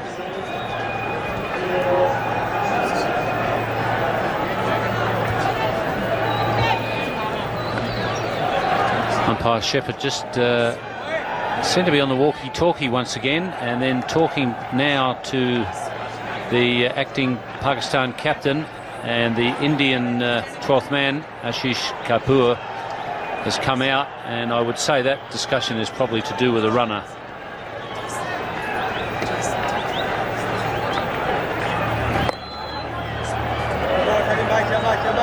He's definitely bowling deliveries that never ever get there. Salim Malik, as Richie mentioned, he's got a fairly quick arm action for the pace that the ball's getting down the other end, but because he's rolling the wrist, cutting down on the ball, it's taking an age to get to the other end. The batsman really needs to get it's difficult for him to get his timing right.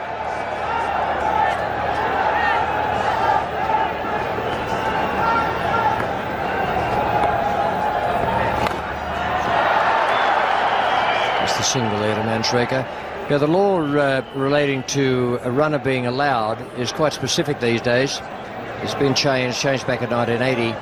A runner shall be allowed for a batsman who during the match is incapacitated by illness or injury, but there is a note to it, and that's note A, substitutes and runners, which we'll give you in just a moment.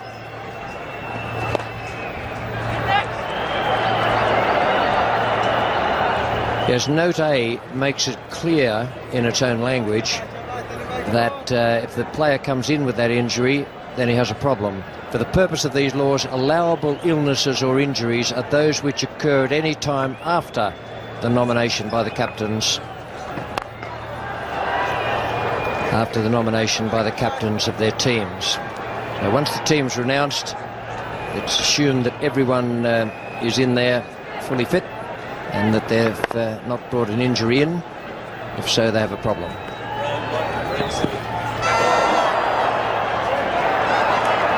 It's 135 for one, 136 for one.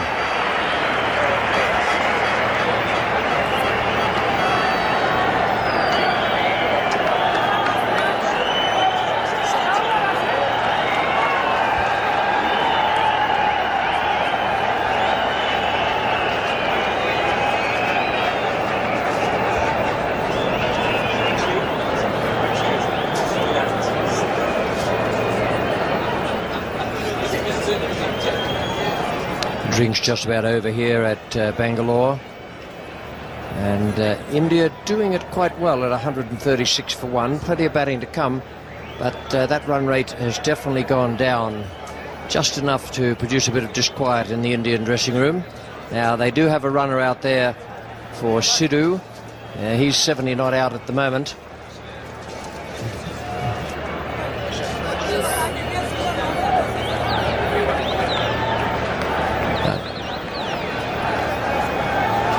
.136 for one. The runner is Javagal Srinath, local boy here. Srinath and Anil Kumble both went to the national school here, and very popular in this area, as indeed I'd say are all the Indian team. Come on, boys! It's a little bit of a surprise, that choice of runner, because Srinath is going to be one of the main bowlers later on.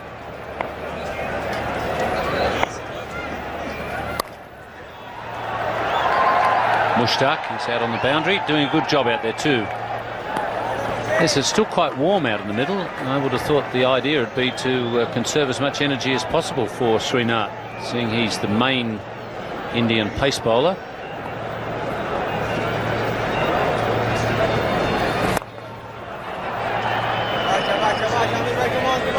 Come on, boys. Come on, boys.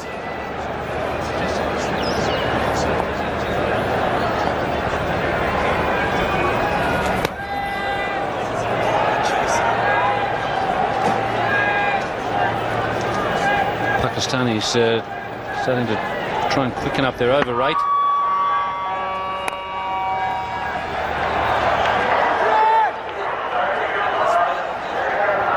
And Mushtaq doing an excellent job out there on the boundary. He's had to go left and right in this over, and both times he's had a lot of territory to cover, but the batsmen have only got one, and he's done it by attacking the ball.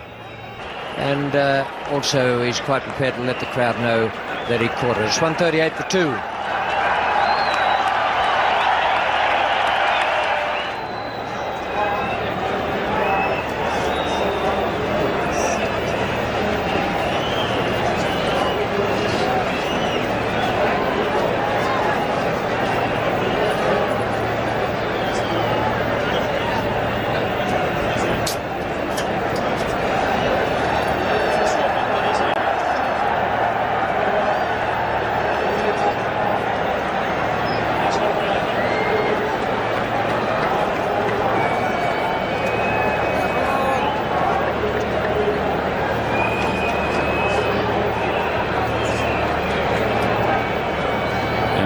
Captain now at the crease at the non-striker's end as they crossed on that skied shot by Mandraker. That's good, very good placement. Rameez chasing. Good effort there from Rameez.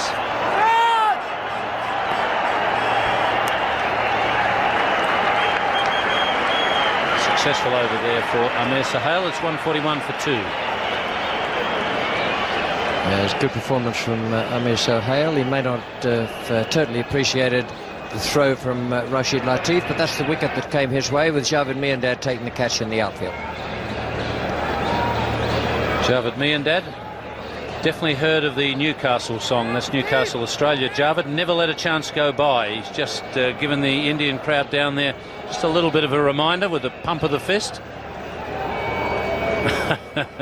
He's always one to stir things along, Javed. Even a bit of old age hasn't dulled his competitive urge. Mandraker was caught by Javed, but he has stayed out in the middle. He is now the acting runner for Sidhu, and that makes a lot more sense than having Srinath as the runner.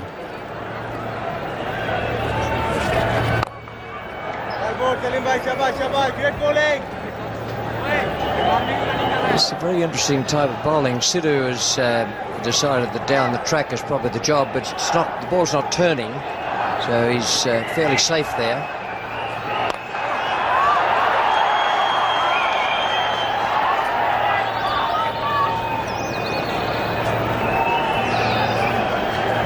But he's just running in reasonably quickly, bringing his arm over swiftly, and the ball is just dibbling and dobbling through the air down to the batsman at the other end.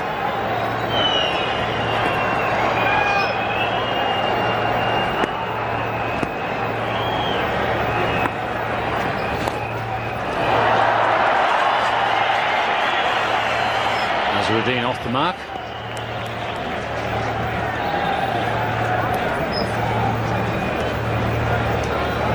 Shabbat, Salim bhai, come on, come on.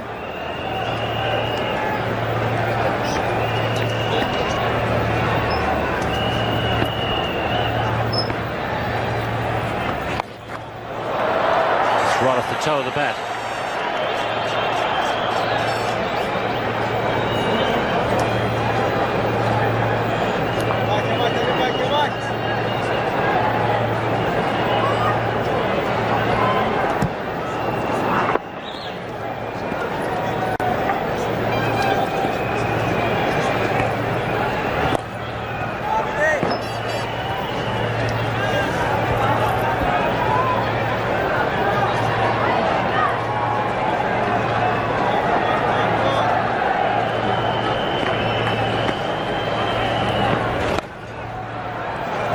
144 for 2.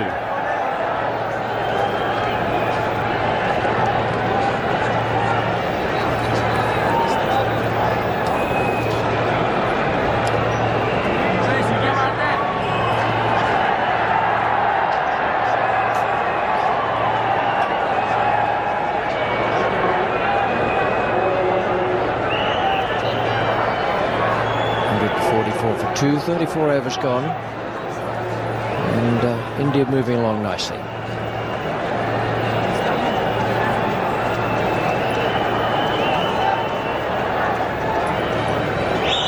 .144 for 2 India. This is the second quarter-final being played at the Chinnaswamy Stadium in Bangalore. The first semi-final is, quarter-final is now over, with Sri Lanka having defeated England by 5 wickets.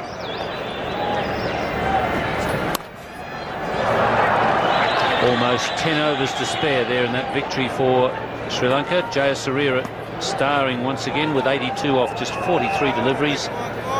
So Sri Lanka into the semi-finals.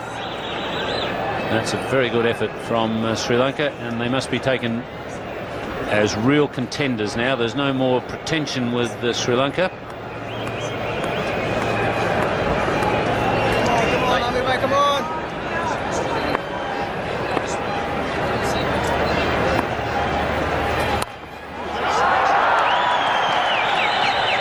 So Sri Lanka are through to the next round, semi-final stage. They will play the winners of this match, and that'll be played in Calcutta at Eden Gardens. So that's the reward for winning this game, is a tilt at Sri Lanka.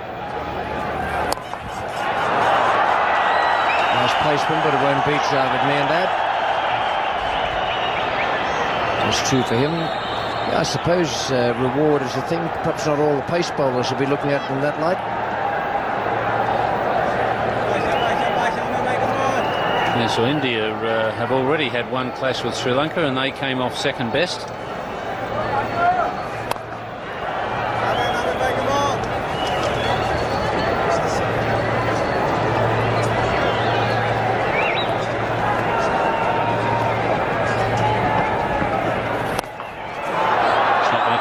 Javed, and in fact it beats him out there. It's well timed.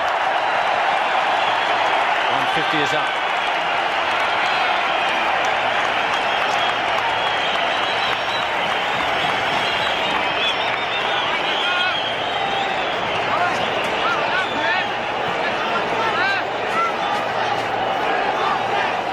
That's the sort of stroke play, the stroke last hit by Sidhu that India will need now. Mohammad Azharuddin's fast scorer, a very solid player as well. 152 for 3.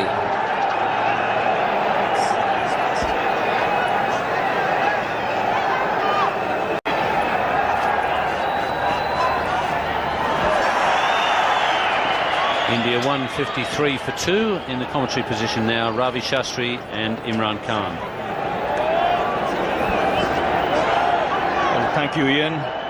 So after that fine start by India, Pakistan sticking to their task and clawing back into this match. And that's beautifully played by Sidhu, again finding the gap on the onside for 4 more. Yes, the game slightly tilting in India's favour. Sidhu, of course, the main man. Yeah, he's now got... He's well in, placed the ball right between the gap. Good shot. Again down the leg side, that should be a wide. It's so important for India that Sidhu stays till the very end, because his job is still not done.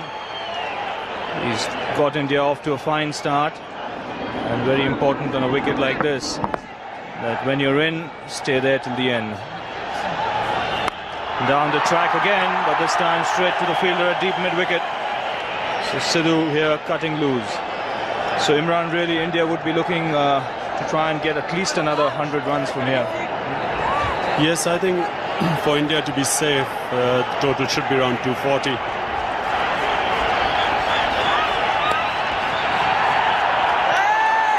Azharuddin, just the right kind of foil at the moment for Sidhu.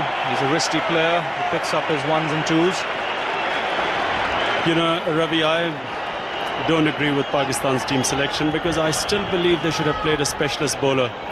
It's a more attacking move, you know, to go in a match of such importance. But although I have to say Salim Malik has done a good job, but you know, I think they should have played Saqlain Mushtaq.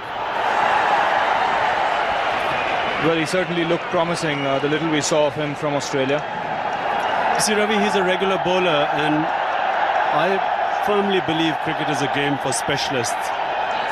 And I felt that it was a defensive move to go in with an extra batsman rather than an extra bowler. Having said that, of course, I again repeat that Salim Malik has done a good job because for an irregular bowler, he has pegged this scoring rate down. And another wide there down the leg side. As Ravi, you would know that the problem with part-timers is that it's only under pressure that they capitulate. If the going is good, you know, anyone can do a good job. But now we can see the pressure on Salim Malik. And down the track again, Sidhu for a single, 164 for 2.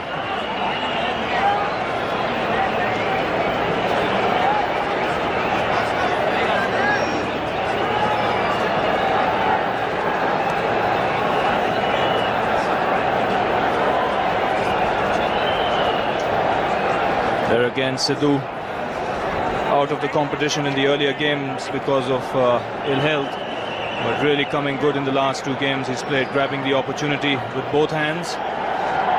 80 against Zimbabwe. And today with 89, Sidhu has reached his highest score in World Cup cricket. His previous highest was 80 in the game against Zimbabwe in Kanpur. And now we see a change in the bowling at the far end. Amir Sohail giving way to Mushtaq Ahmed. And coming back to the point what Imran Khan made a little earlier about playing a specialist bowler, I think I kind of agree with him. When the pressure is on, that's the time that specialist bowler comes handy.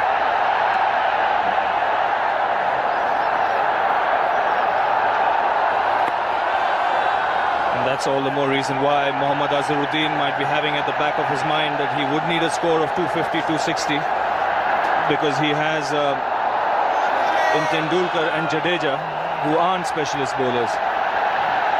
See, I can see why Azhar would probably risk more with the batsman, but in Pakistan case, the quality of bowler left out is very good. You see, I think that Saqlain Mushtaq on this particular wicket, which is spinning, the odd ball is spinning, and it would not have been easy to get him away, and I think he might have picked up some wickets too.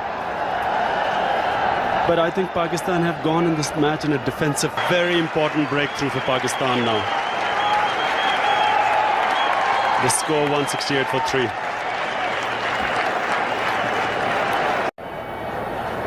Vinod Kamli, the new man in, coming in at the fall of Navjot Sidhu's wicket. That wicket really, Imran, coming just in the nick of time for Pakistan. Yes, it does look as if India were going to get away with it. And with that wicket, now Pakistan are back in the game. Now this is the ball. It was a flipper which went straight. Sidhu playing for the leg break, came too late on the ball and went through, bowled him. Here we see it again. He's going for the pull shot and the ball just came too quickly. It was the flipper. Mushtaq again doing a wonderful job for Pakistan. He has consistently been one of the best bowlers Pakistan has had in this tournament. He's made the right breakthroughs and he's bowling at a very crucial stage of the match. Kamli off the mark straight away, punching it on the offside, wanting to here.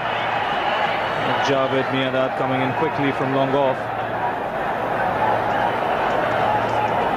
A lot depends for India on this partnership, Kamli and Azharuddin, and for Pakistan, if they can restrict them or get a breakthrough.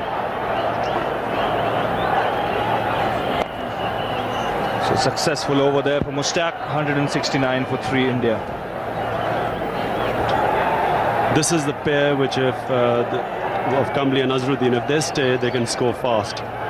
So from Pakistan's point of view, Waqar needs to strike. He needs to get wicket, and it will help if the ball reverse swings. Well, he has 6 overs left. And Kambli, the batsman, on strike. And straight away, beating Kambli outside the off stump. What a nick there, almost carried to the keeper. Yes, I thought, Ravi, he snicked it. Let's just see that. Yeah, he snicked it. Did it carry? Maybe it just dropped in front. Well, that's just the start his captain would be looking for from Waqar Younis. Yes, it opened Kambli up. It moved away from him. This is Waqar's great strength, the ball that swings into the right-hander and away from the left-hander. Oh, there again, the attempted Yorker from Younis. You see, a lot depends now on Waqar. If he gets a couple of wickets at this stage, India would be crippled. India would not be able to get the winning score they look for. Well, this has been Pakistan's great strength over the last 4 or 5 years, their ability to come back in the last 10 overs through Waqar Younis or Wasim Akram. Unfortunately for them, Akram isn't playing today, so the responsibility on the shoulders of Waqar Younis. Only a single to third man. And Ravi, I do see a little bit of swing here. I mean, the ball is moving a little bit. It's not swinging as much as Waqar can swing the old ball, but here we see it just swinging a little bit, just leaving the batsman.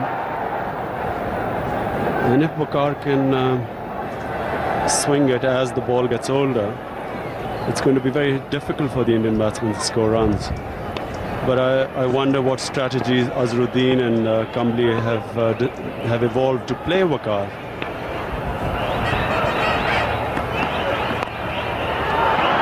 Again played away on the onside. Azharuddin would look for 2 and get it.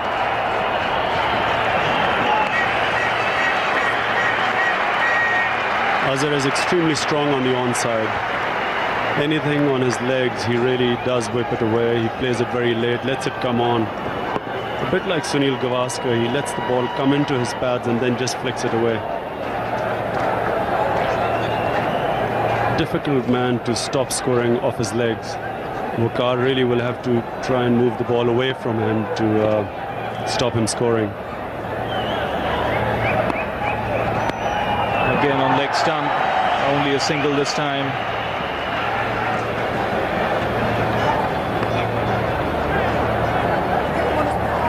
Coming back to what Imran Khan said, that it's important for Pakistan to pick up wickets. What it also does is it gets a new man in, and when the ball is swinging, it's always a lot more difficult to get your eye in straight away.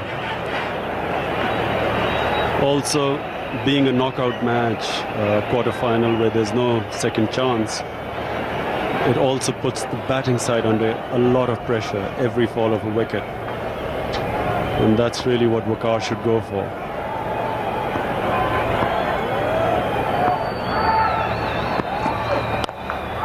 And nicely played by Kambli on the offside for a single. 5 runs of that over, 174 for 3 India.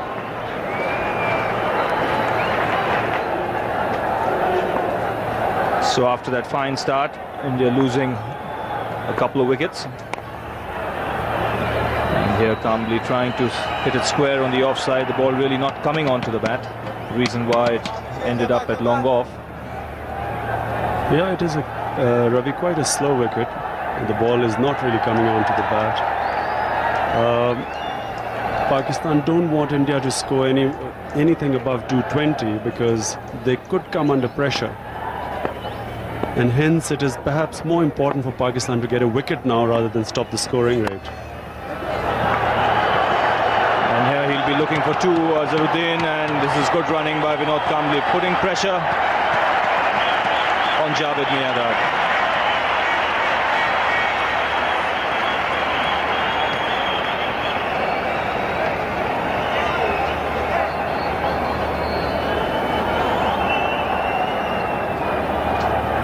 That was a good attempt by Javed,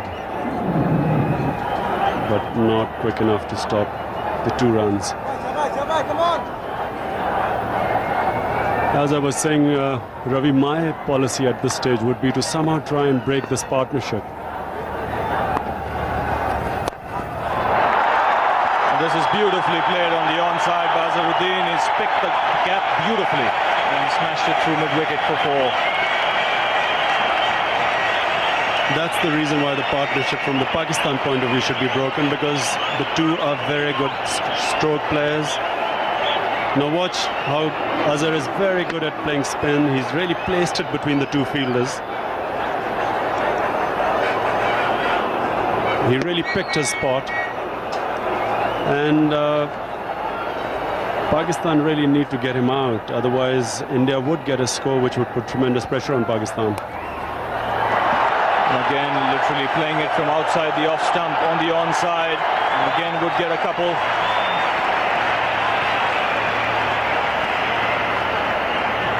Such good improvisation by Azhar, which is why in a one-day match it's difficult to stop him scoring. Pakistan really need to evolve a better strategy to deal with him. Watch them. He placed it between the fielders again to get 2 runs. And now Pakistan have got a mid-wicket. They moved a fielder out of the cover. Azhar this time plays it on the offside for a single. So this is good thinking cricket by the Indian captain. Azhar, of course, is a very experienced player. He is the only remnant of the famous Test match in which you also played, where we won in the last time I was here 9 years back. He was also the one who played in Australia in 1985.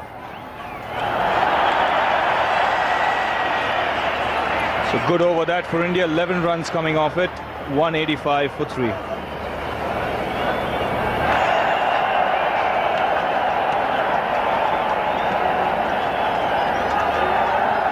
.185 for 3, so the Indians really have a launching pad here.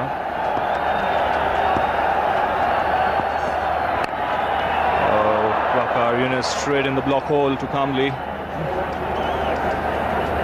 That is Pakistan's strength. When teams look to score runs, they have Waqar and Wasim Akram, who can really bowl in the block hole. Very difficult to hit a Yorker.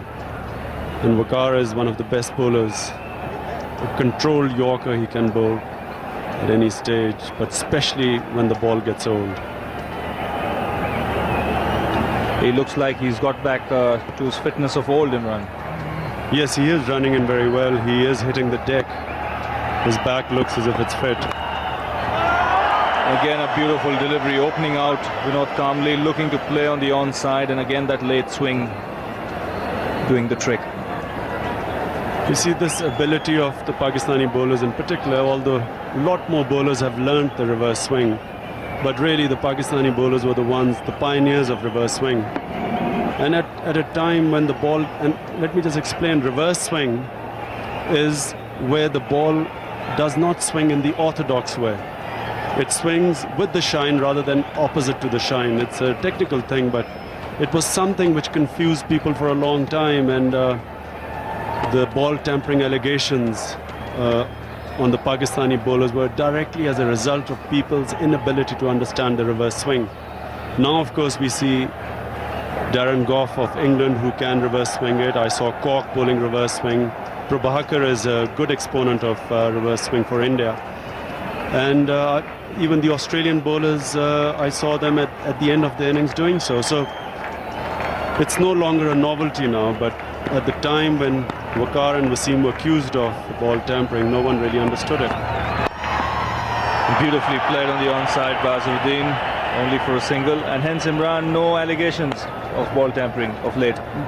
Yes, it's something that people are now beginning to be aware of, that ball tampering is a subject which hardly anyone understands, and certainly the rules hardly anyone can apply, and certainly not the umpires. And Ravi, as you must be aware, the ball tampering allegations were not made by the umpires. It was started by some of the English cricketers and the English media. Calmly the batsman on strike. Played away on the offside, straight to the fielder. Still will get a single. Ravi looks in very good form, Kamli. Obviously a player who has just scored runs because he's middling the ball very well, and he looks quite dangerous at the moment. I mean, I know that Waqar has troubled him with a away swing, but just look at the way he middles the ball. And really Pakistan need to get him out, and India need to see him there right to the end. That's what he should be looking to do, Vinod Kamli. Hit in the V. Can be dangerous playing across the line to Waqar Younis, but it's Azharuddin on strike now. And again a single. This is good tactics against Waqar Younis. Looking for the ones, trying and getting 6 or 7 runs per over. See, this is where experience counts, and Azhar has plenty of it. He recognizes that they don't want to lose wickets. They have barely 1 or 2 players left who can play this sort of bowling of Waqar and perhaps Aqib, but swinging it at the end. So Azhar is really not taking chances. He's collecting runs, collecting singles, and taking India towards the 200 mark. Once India crosses that 200 mark, psychologically, it will be a big advantage, particularly knowing that there are still 9 overs left. And another single for Kamli. In fact, could get a couple here as he plays it wide on the onside. So another good over for India, 191 for 3. So 10 overs left, and India really now can launch into the Pakistan attack. They've got wickets in hand. Mushtaq will continue the attack. But Ravi, if you see the batting lineup, it's just Jadeja and perhaps Mongia to come. Now, really, this is going to be close. Azhar will have to hurry. Amir Sohail coming in from mid-wicket, unable to pick up the ball. You see, that could have been just the wicket Pakistan wanted. It's just a question of nerves. Now, this was clearly a run out. I mean, all he had to do was to just see he fumbled with the ball. I mean, Azhar was a long way back. And I think, as you would appreciate, Ravi, it's nerves, where you just fumble at the wrong time. Well, just a slice of luck India needs. Kamli now again, he looks to be in fluent touch as he plays this one on the onside. Yes, he is looking very ominous. He's middling the ball perhaps better than most batsmen so far. He does look in very good touch.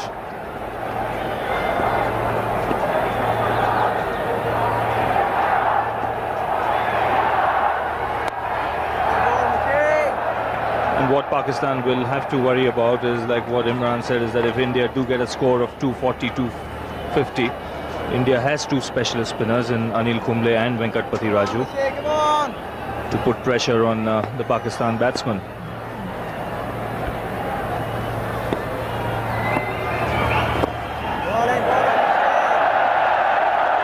That's again experience playing. Azhar really not taking unnecessary chances. Again realizing and taking responsibility that he has to stay to the end. Knowing that a new batsman will be under a lot more pressure, he would take time settling in.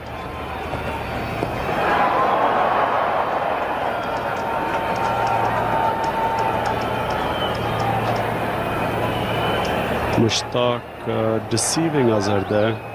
Azhar wasn't quite sure which way it was going to turn.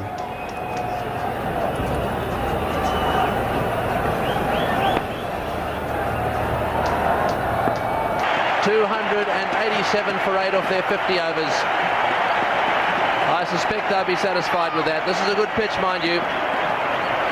And it looks now as if they'll only have to bowl 48 because the Pakistanis have been a little bit slow. And that has to be confirmed by the umpires, and it will be done during the break. But this Indian crowd have loved every second of it. They went quiet for a second when Sachin Tendulkar was out. In fact, there was a huge hush that went around this ground. But Sonny, you'd settle for that. Yes, I think it's a very good total. A total which the Indian bowler should be happy to defend, because they will be bowling second on a wicket where the ball is likely to keep low. Disappointing that Tendulkar couldn't get runs, but then you can't expect him to get all the runs. But the rest of the batsmen, particularly Navjot Singh Sidhu and Jadeja, did so well. Waqar Younis, look at those figures, 67 runs. Aqib Javed not any better, and Mushtaq Ahmed also. The three top bowlers going for plenty of runs. So 62 runs off the last 5 overs is what they went for. 288 runs required at 6 runs per over, and they look as if they'll get 48 overs. We'll be back here in Bangalore in half an hour from now. Welcome back.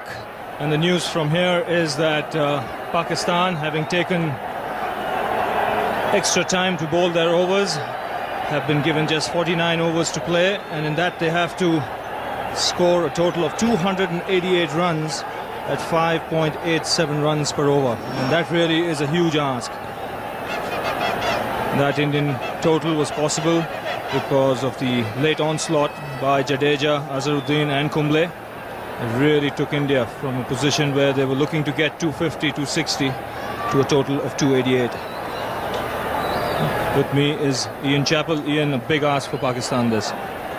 Yes, I think India have taken it to the situation where Pakistan have really got to go after all the bowlers, and I think where that becomes important is Anil Kumble. They with a score that you were talking about before, 240, 250, they could perhaps just try and get 35 off Kumble, not lose any wickets, but now they've got to go after him, and I think that will favour India, and I think that they can win it from here. Now, I guess what we're going to see now is an attempted onslaught from the two left-handers. They will be aware that that India were taken by Sri Lanka in a high-scoring match when India got 271, looked to be a very good total, but Sri Lanka did all the damage in the first 15 overs, and I suppose that Pakistan will try and repeat the dose here with the two left-handers going for everything in the first 15. It's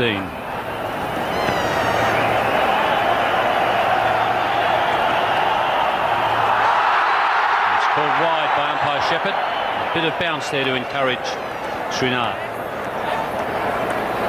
And he worked up a bit of pace as well. What's important for India is not to go on the defensive. They must attack and try and pick up wickets at regular intervals, because that's one way you can peg back a team that's chasing a big score.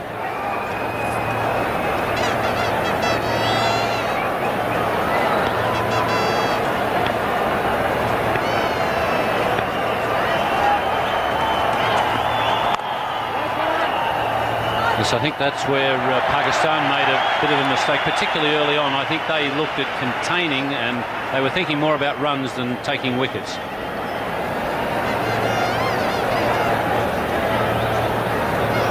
So easily you can be lured into that sense of false insecurity by looking to defend in the middle stages of the innings, not realizing that when a side has wickets in hand, anything can happen.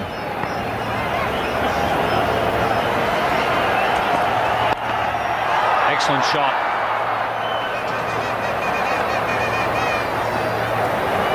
Well, that's his strength, Amir Sohail's. Anything that is short, he's going to pounce on it very quickly. And here, Srinath trying to dig it in, but Amir Sohail in lovely position, just helping it over mid-wicket.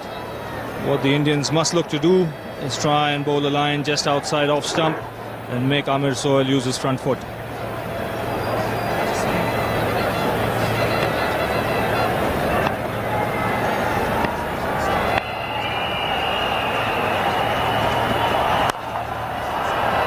Good save. Jadeja did it with the bat. Now he's doing it in the field. Well, it certainly seems to be his day so far. Batted magnificently, and this is the kind of fielding that can really lift the other players in the side. Saved a certain boundary there, diving to his right.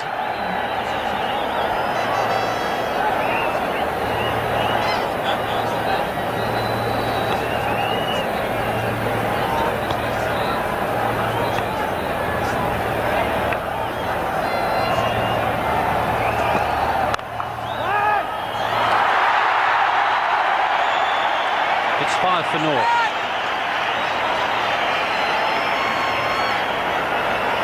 Kapoor fielding for the injured Navjot Sidhu, who pulled a muscle while batting. And here straight away brought into play. It's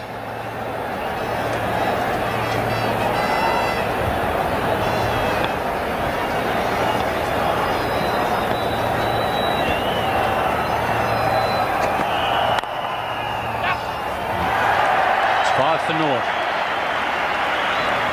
Will be Prasad, Venkatesh Prasad. Oh, that's a lovely shot. He really is very talented, Saeed Anwar. And Venkatesh Prasad here is welcomed to the bowling crease with a superb piece of timing by Saeed Anwar. A little bit of room outside that off stump, but he really just stroked it through the covers. Lovely piece of timing. And really, the course of this match could well be dictated in the first 15 overs. India at the moment have their nose ahead.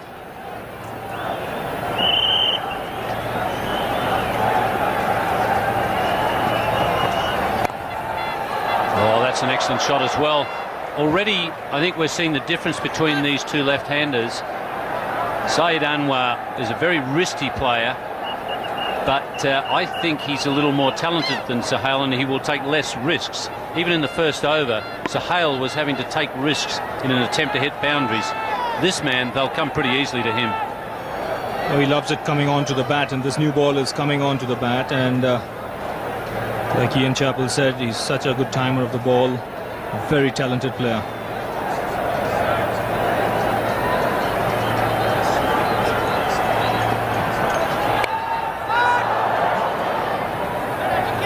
Saeed Anwar has a strike rate of close to 80 for his career, which is a very good one. Nice to see Tendulkar coming up there and having a chat with Prasad, because this is where India might just miss Manoj Prabhakar. He's a very experienced cricketer, has a very good record against Pakistan, and in a game where temperament is so important, he could have been vital for India.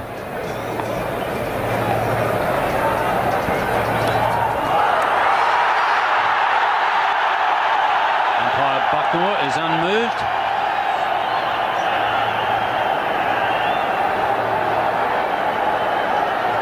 Well, what that appeal certainly did was distracted umpire Steve Bucknor and allowed the Indians to get away with a wide. It really was a half-hearted appeal by both the bowler and the keeper. No slip in place. I think that's a mistake with Sohail on strike. I think they should have a slip for him at least. You're right, Ian. I think they should have a slip for both the players, because these are two flamboyant batsmen. If they're in there for 15 overs, they can really get Pakistan off to a flying start. What the Indians need is to pick up wickets at this stage and not make the mistake Pakistan did earlier in the innings.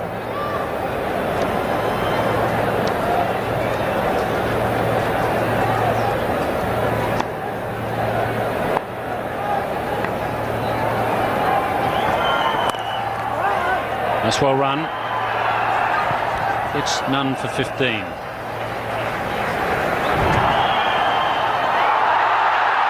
Once again, they try the appealing trick, and it seems to have worked. No wide call.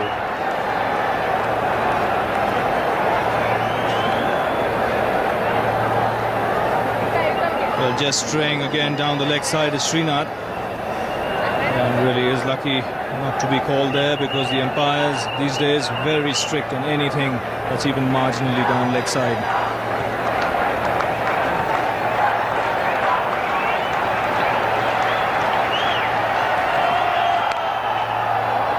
And Jadeja misses on this occasion.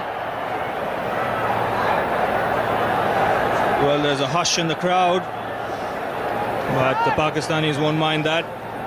Another brilliant square cut by Amir Sohail, helped here by Jadeja.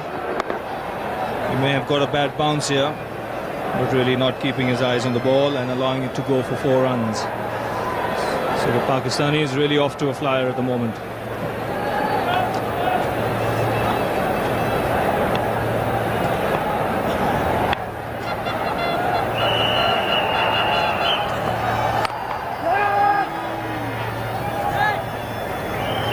I say, I've been very impressed with Bangalore, Ravi. It's a nice looking city.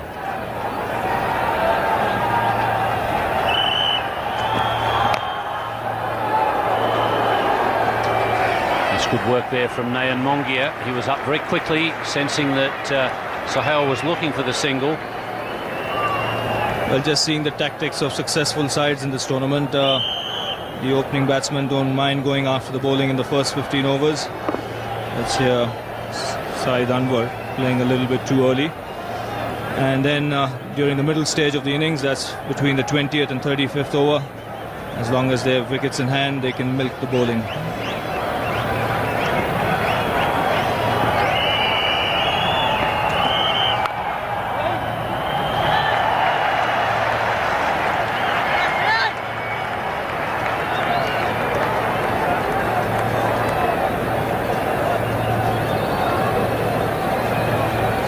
Toss, Amir Sohail said a couple of times that his team was very confident despite the loss of Wasim Akram.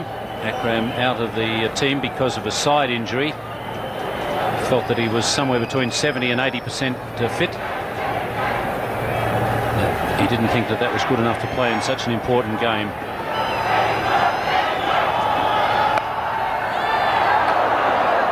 Bouncing that one into the square area and went straight over the top of Aziz's head.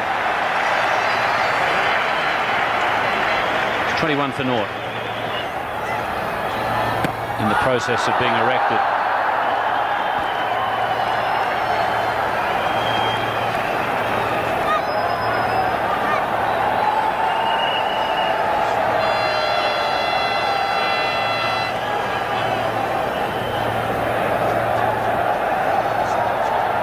Those two shots by Anwar in the last over, square of the wicket on either side, has prompted Azharuddin to drop a man back at deep point and pull up his fine leg. And that's just encouragement for the batsman to try and go over square leg. Now this is good, clever cricket by Saeed Anwar. Like we said, there is a man at deep point on the offside. He knows that the Indians don't have too much cover on the onside, and here gets his foot outside the line of off stump and just helps the ball on its way over square leg.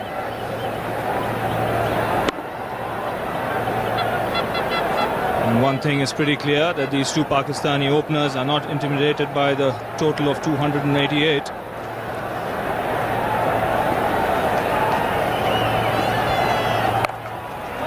And the deep point has been brought up. That's Jadeja. And the man dropped back into the backward square leg boundary. So it's a little game of chess being played out here.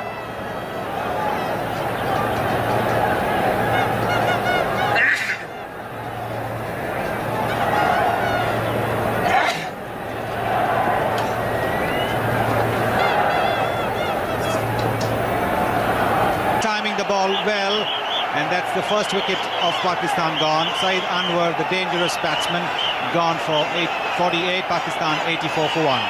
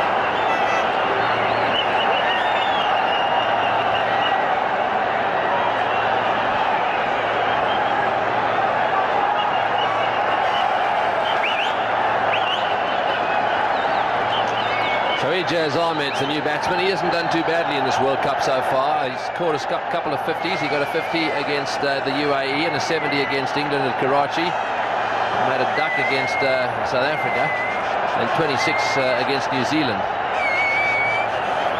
So there his figures are. He hasn't done too badly. Very important now that he gives as much of the strike to his partner as he can while he just gets his eye in. Srinath on his way again. The Roar is back in Bangalore. Oh, and that one beats the outside edge. Well, there's some bounce in this wicket. That carried beautifully. And of course, one must not forget that Srinath's got a wicket, so naturally he's going to be a little bit more charged up, a little bit more of bending the back there. But this was how Saeed Anwar got out.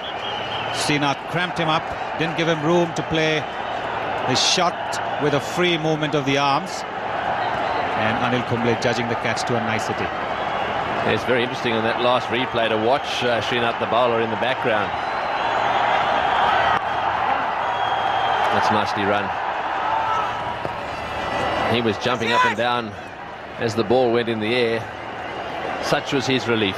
Just watch him here. Watch the bowler. Just keep an eye on the bowler. He sees it go up in the air, and there he is. Catch it, please catch it. And of course it was caught. Big relief for him. He was obviously willing the ball to stop, not carry on over Anil Kumble's shoulders.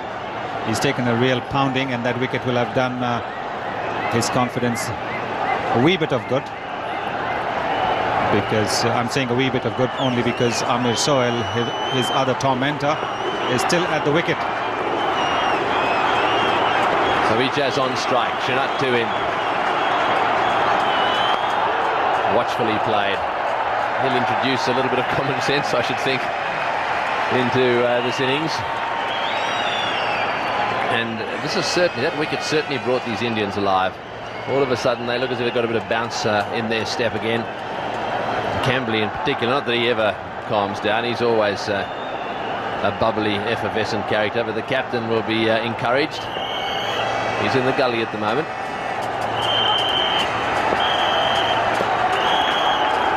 Ijaz Ahmed. Watchfully played again. Things are returning to normal.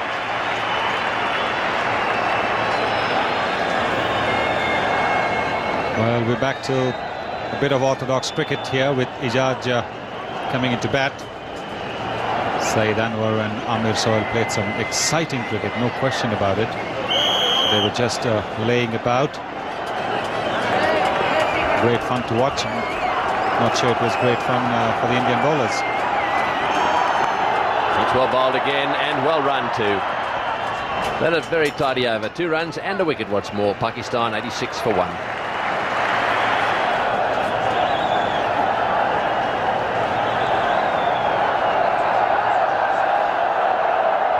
Looks as if it's going to be Venkatapati Raju to take up the attack. He's going to be taking over from Kumble. Kumble actually conceded only 1 run in that first superb over of his. And then the next 2, they went for around about 11 and 12. So he's got figures in 3 overs now of no wicket for 26. Venkatapati Raju, left-arm orthodox spinner. So far, has bowled pretty well in this World Cup. 2 for 34 against Kenya. Didn't play against the West Indies. He got 2 for 48 and bowled well against the Australians at Mumbai. And in Delhi didn't play. And again, 3 wickets against Zimbabwe in Kampal. So there he is. This will be a big moment for him. He'll be wondering whether he can keep it quiet. But he doesn't mind tossing it up. So with a bit of luck, he'll be looking to spin it a bit more and hoping they'll miss-hit the deliveries. Now, only 11 overs have been bowled, so still the Indian captain confronted with this problem of only being allowed 2 out.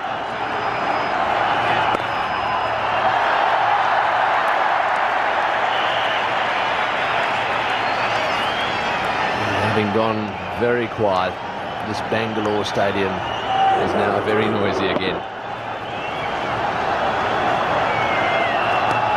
Oh, and that went through the hands of the silly point. A good attacking move by Mohammad Azharuddin. Got a silly point right in there. Well, Azhar himself is a specialist fielder.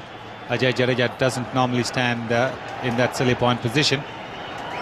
But Azhar obviously wants to be a little close to the bowlers, to be able to walk up and speak to them, encourage them, tell them what they should be doing. It's been A tremendous onslaught by the Pakistani opening batsman. Their captain Amir Sohail is still at the wicket. 5.33 now. What is Amir Sohail going to do? He's playing a gem of an innings. Not out 36 or 31 balls. They've got a deep square leg and a deep long on. Blasts it down the ground to mid-off.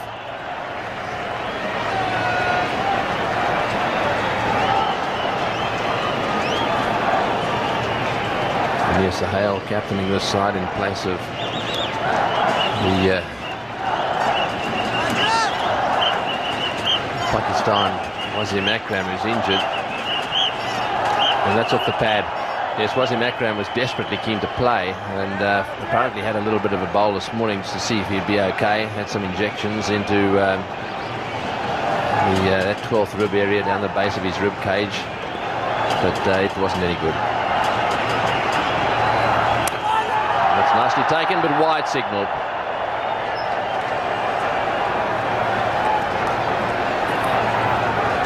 Well, Raju is under some pressure now because this is his first over.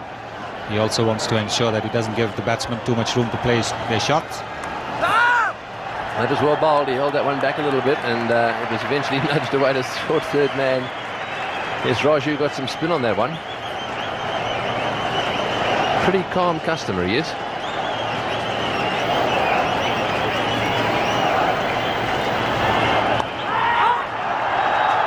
And straight through to the keeper, so that's a good over. Well bowled, 3 runs from it, 89 for 1.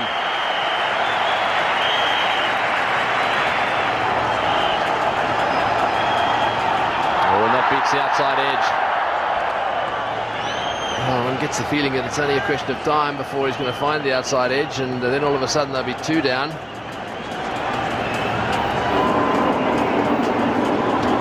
Well, that's not the way the coaching books will tell you how to play a cover drive, but the Pakistan captain knows that for another 3 overs the field restrictions will apply, and he's trying to make the most of it.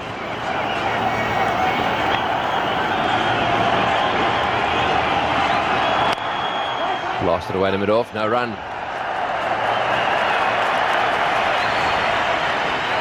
Yes, it's a lovely place, Bangalore. Obviously they're cricket mad, but it's also quite pretty.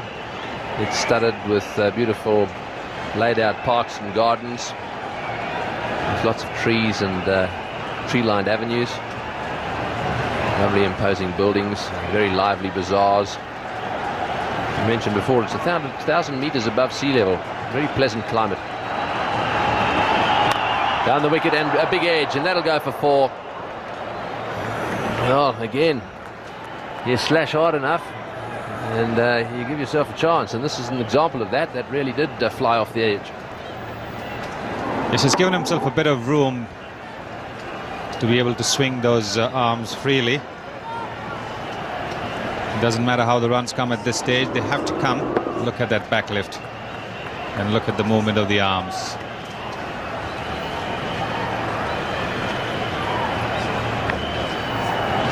.35 balls for his 41.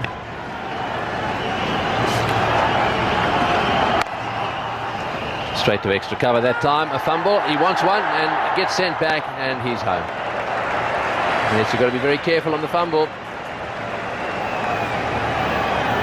Well, he's new to an India-Pakistan match, Ashish Kapoor.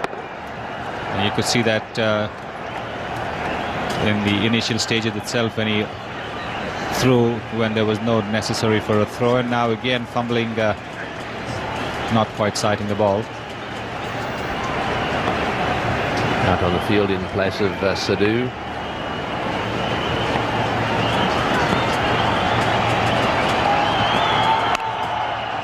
It's into the gap, but the sweeper's back there, so they'll get 1. Well, this is going to be a very interesting match now. The Indians got a good total, 287 for 8. Pakistan have got off to a flyer, so they're in the match, that's for sure. There's a lot of cricket left in this game. If wickets fall, of course, runs dry up, but at the moment runs are coming pretty freely. 1 wicket down.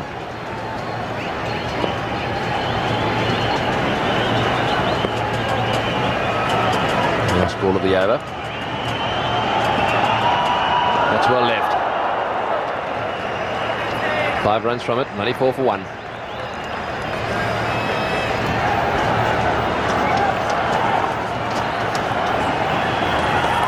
Well, that's a short delivery, and it'll go away towards the boundary. I don't know that it'll get there. It's going over the boundary very fast, and he's pulled it back. But they'll get 3. Yes, that wasn't a very good delivery. Perhaps trying to spin it a little bit too much, dragging the ball down, and he ended up getting a bottom edge. Raju perhaps is aware that Amir Sohail is likely to give him the charge, therefore trying to bowl it a little shorter. Good bit of fielding there by Srinath. I think the Indians are getting their heads back up again. Their heads were a bit down when the openers were going hammer and tongs at the new ball attack, but that wicket has certainly acted as a tonic for the Indians. They're certainly back to giving it everything.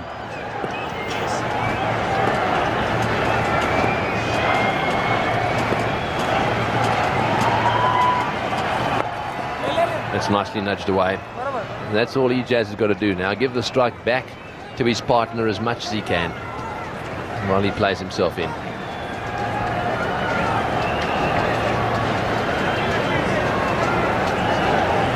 The required run rate, the all-important figure, and it's been hovering around 5.3 for a while.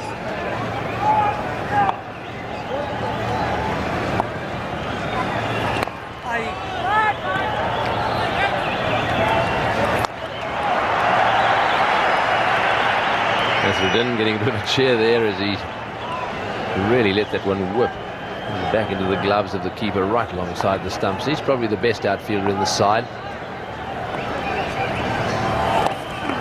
He's gone for it again. He's really winding up. What they've got to be careful of, batsmen who go down this course, they start to lose a bit of strength. And this looked to me like a bit of a forced shot. Watch this, really trying to force it away. Well, Raju intelligently bowled that ball well up to the batsman, right, like a half volley. And once again. And again, well bowled by Prasad. 133 for 4 Pakistan after 21 overs.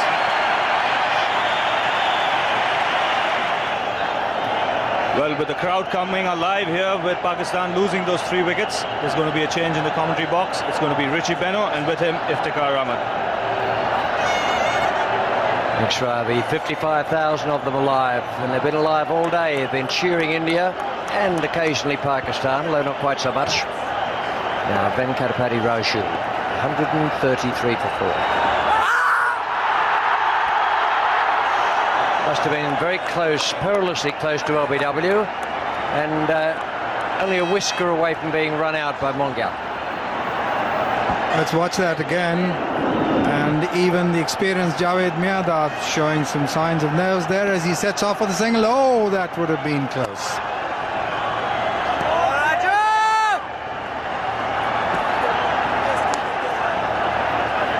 So India now very much in the driving seat. Let's watch it again. There goes the return. Watch Javed Miandad's bat, and he could have been back in the pavilion.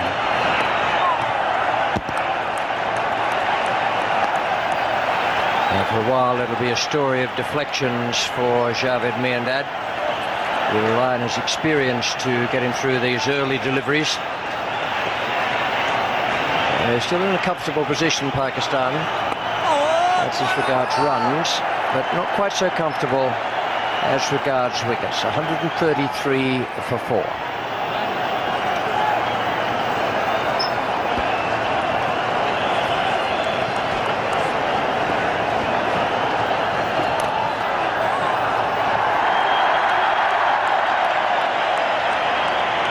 Miandad will really have to pull everything out of the bag here.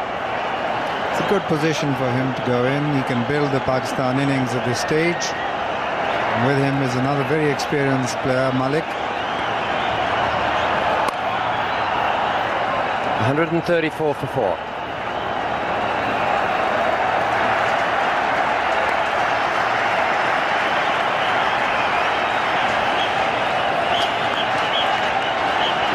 Prasad is the bowler. Miandad's got him away for a single. down to fine leg. And Prasad may be getting some assistance off this wicket because of the dew as well. Might be slight dew here. So the required run rate now beginning to creep up.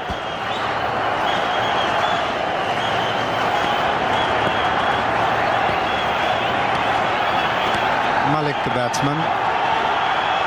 Could be a wide. It is. Prasad has bowled pretty well out there. He's got 2 good leg cutters through and has picked up 3 wickets. It's been expensive, over 6 and over, but then every bowler today has gone for a mozza. Some have done better than others with the wicket section there on the card. Economy rate of 6.16 in the light of today's happenings, not too bad.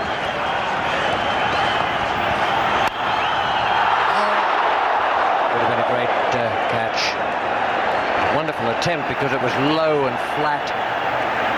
It scuttered across the ground, probably 6-9 inches away from the grass, and Azharuddin was the man diving for it. Let's watch that again. What a brilliant effort by Azharuddin, and he almost got it. Had he got it, it would have been the catch of the tournament so far.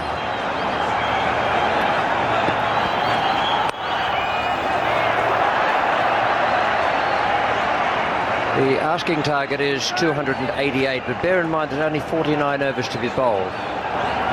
That's a little more difficult for Pakistan. This is what happened to India, 287 for 8.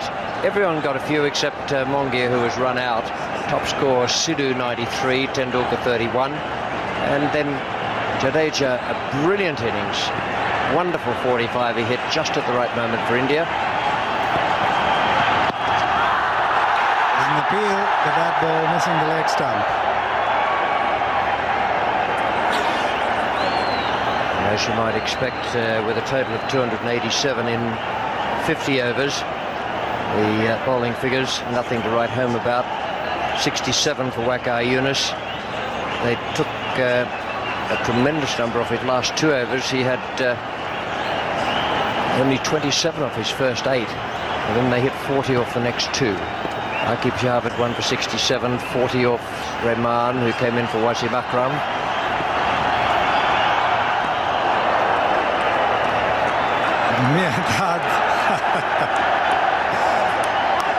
Mirdad giving a signal to umpire Shepherd that he thought that was wide, chasing the ball with his vision, so to say. Let's watch him again. But it's after this, the way he reacted, which gave the impression that he thought it was wide.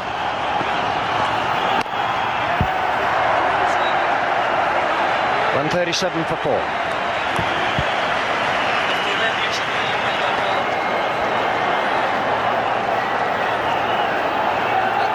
We're into the 24th over. 151 more needed from 26.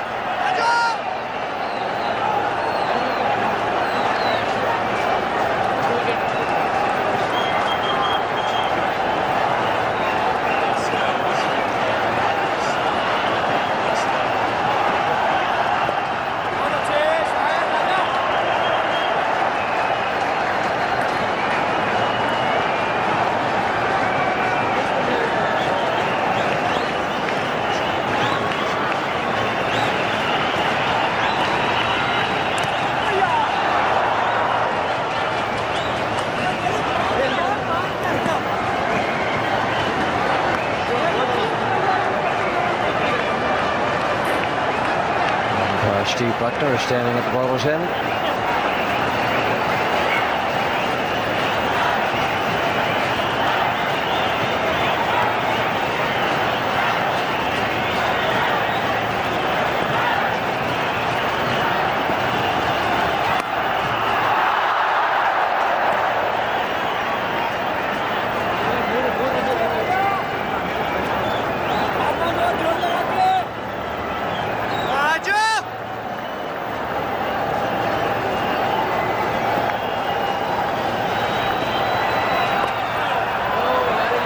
Nice sweep. That's a trademark shot for Javed Mirdad.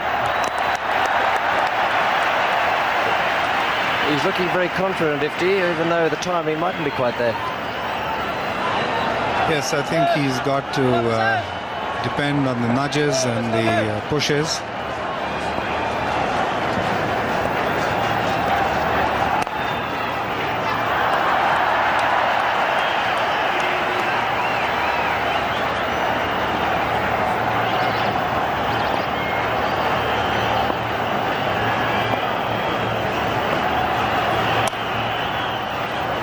.140 for 4 at the end of the over.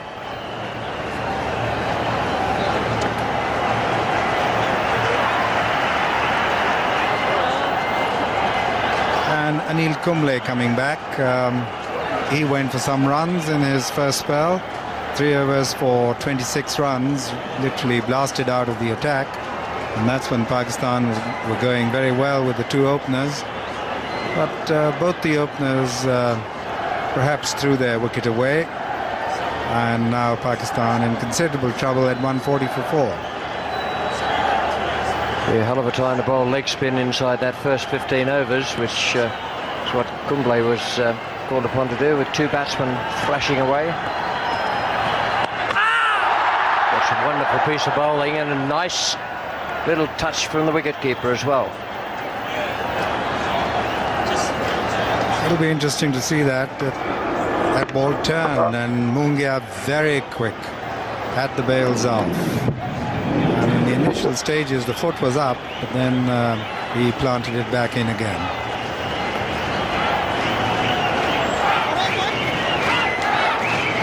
Mungia's already put one down. That was Inzamam, but it didn't matter very much because the right-hander was dismissed shortly after.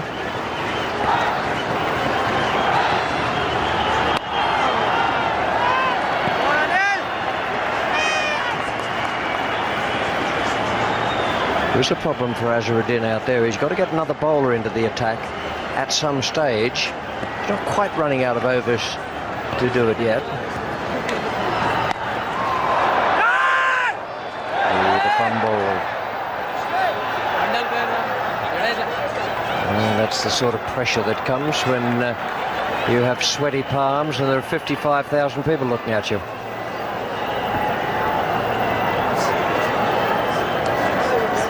Now those bowling figures, 7 for Srinath, 7 for Prasad, and then Kumble's in his 4th and Raju's 7. There's another bowler must come in, and he's not going to be a regular bowler. Might be Jadeja, but he's got to produce someone to go in there and bowl out the 5th lot of 10 or part of the 10. And that could be Tendulkar.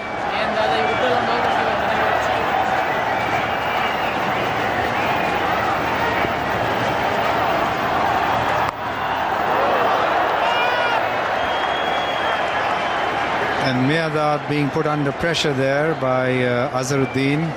2 close-in fielders. And this must be unusual for Javed, who is a great competitor. Wherever you are in the world, just think of the pleasure of sitting here at Bangalore. First match under lights, wonderful spectacle, 55,000 people here, and a leg spinner bowling to one of the greatest batsmen the world has seen over the years. It's brilliant. And it's 141 for 4 and 25 have gone. What a performance from India. They were looking right down the barrel when Amir Sohail and Saeed Anwar had got at them. Now they've come back. They've clawed their way back to the point where Pakistan now need the equivalent of 1 a ball. 49 overs only, not 50 for Pakistan.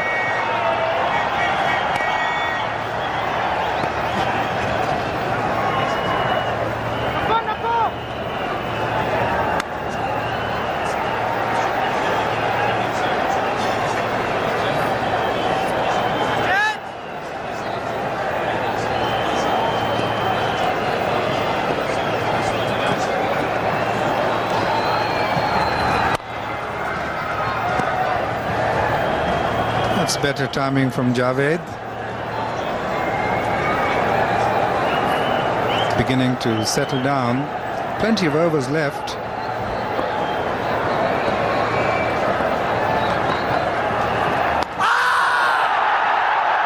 It's a lonely shout out there for Mongia. Not, I might say, for the first time, but he's very, very enthusiastic.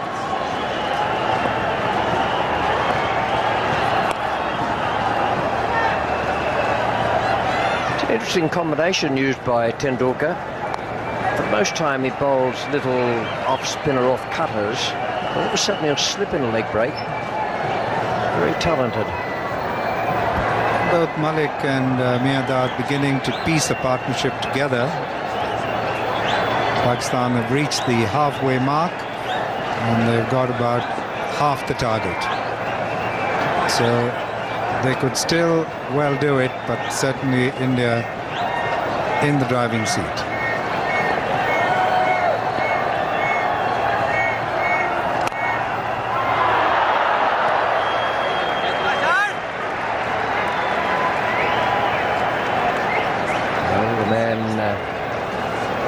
Strike at the moment, has it pretty much in his hands. Shahid Miyandad, Salim Malik the non-striker. And a good over from Tendulkar, 144 for 4 from 26.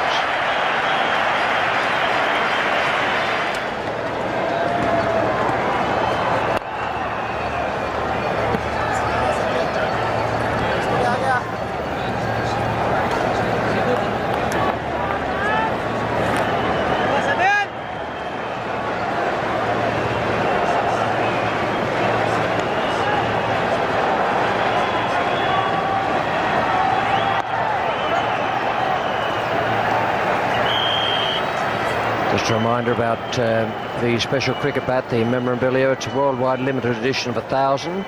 They're the phone numbers in Australia, New Zealand and South Africa. Golden Greats, and there are 1,000 bats.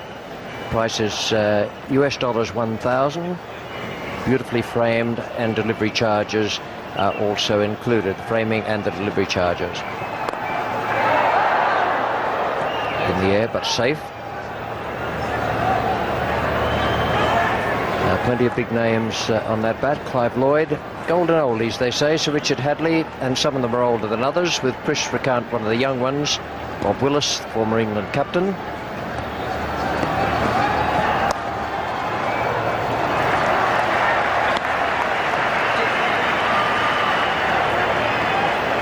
And the worldwide limited edition of 1,000. The phone numbers in Australia 1800 023 029.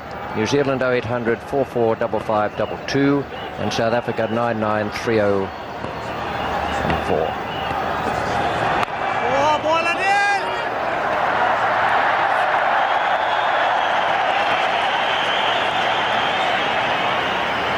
And delivery time will be 6 to 8 weeks. That's 1,000 bats only, limited edition, and $1,000 US for each one of those Golden Great bats.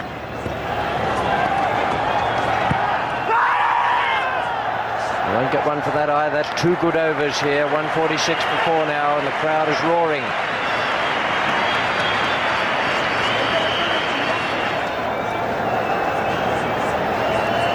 Required rate now, though, 6.4. Just a reminder about those telephone numbers for the Golden Greats bat. Australia 023 029, New Zealand 445522. South Africa 993044 with a prefix 1800 in each case.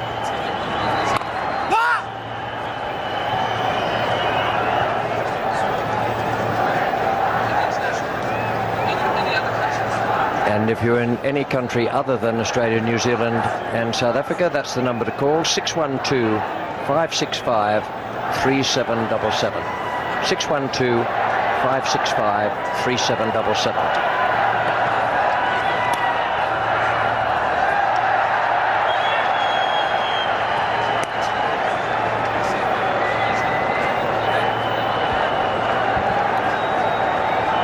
India through their aggressive field placing and some very steady bowling.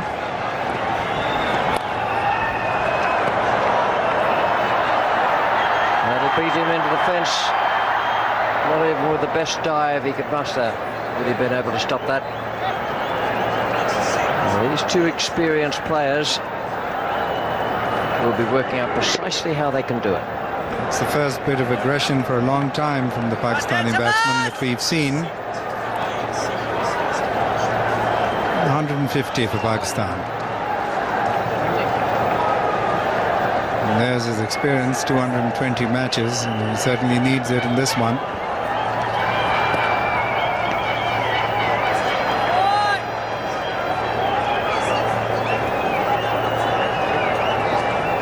And if these two can build a good partnership here, they've got the overs, this game's still wide open.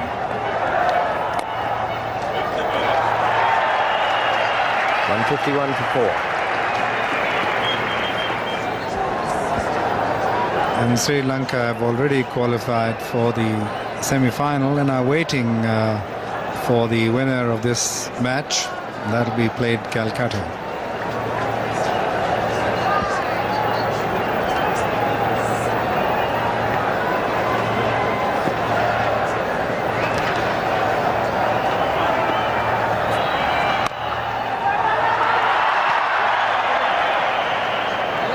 Jadeja is the bowler now. He's taken over from Anil Kumble. Kumble is being kept back for a later stage. The other quarterfinal, South Africa against West Indies. That's in Karachi, and it's being played on Monday. Australia and New Zealand in Madras on the same day.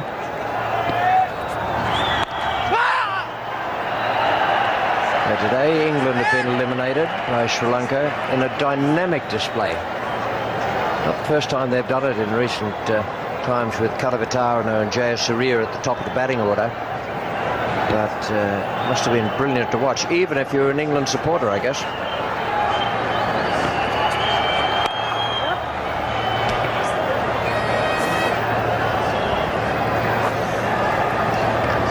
And both the batsmen playing very sensibly.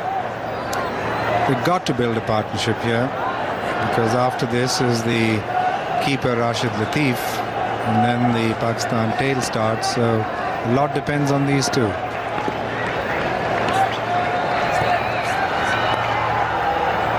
Just the single away down to deep fine leg. That other match we were talking about between Sri Lanka and England. England 235 for 8. They scrambled and clawed their way up there because of some intelligent batting and courageous batting too from De Freitas, Reeve and Darren Gough. 235 for 8. Sri Lanka 91 off 11 overs at one point. And Jayasuriya smashed it all over the park.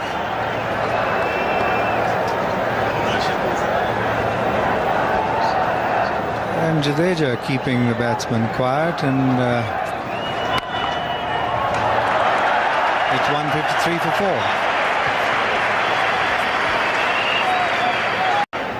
Tendulkar to bowl.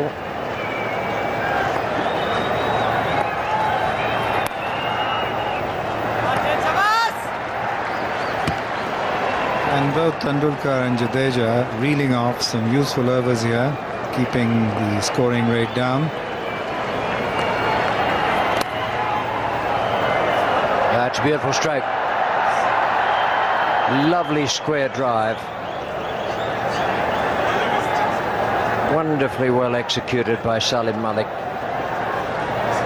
Now Malik beginning to open up. That shot played beautifully square of the wicket of the front foot, and in the previous over he got a 4. So he's now beginning to get the scoreboard moving. Oh, well done. Brilliant fielding. If you want a note of what amounts to desperation, just have a look at Manjrekar. And all credit to Manjrekar for saving that boundary. A brilliant stop by him.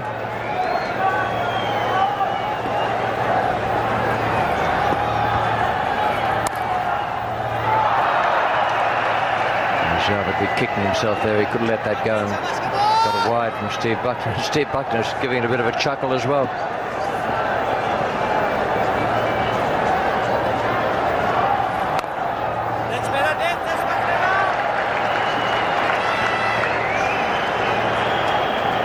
unusual to have two essentially part-time bowlers on together, but they're doing it well. Just this single, unless Salim Malik wants to persuade Javed to have a quick dash. The answer is no, thank you. It's 159 for 4, up to 30.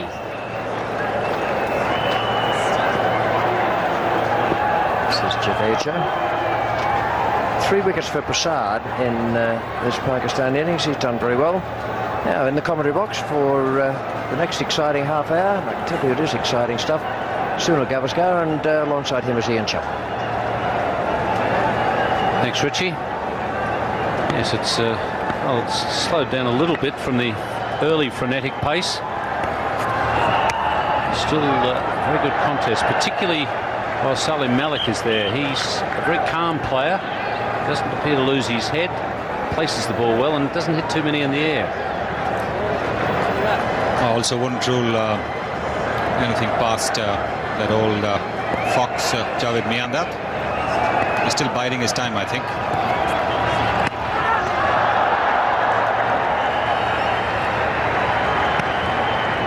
So far with Javed, the old swagger is still there, but the shots are just missing at the moment. A little bit of time, or the timing is just a little bit astray.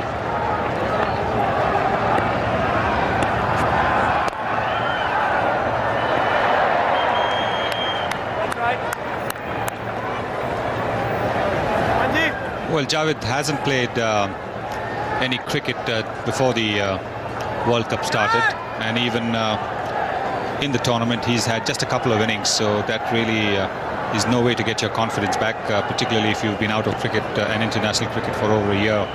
He's been out for almost 2 years.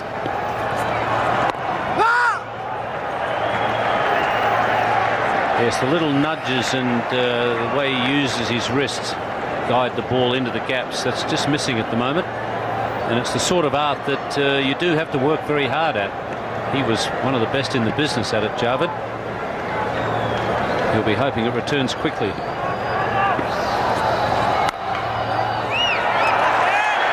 And 61 for 4.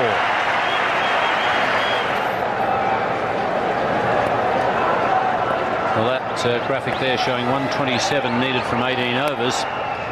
That's another reason why they will miss their captain, because Wasim Akram is the sort of explosive player that you need in that situation. He'd come in for just a few overs and really explode and get rid of a lot of those runs that you need. Bring the required rate down very quickly.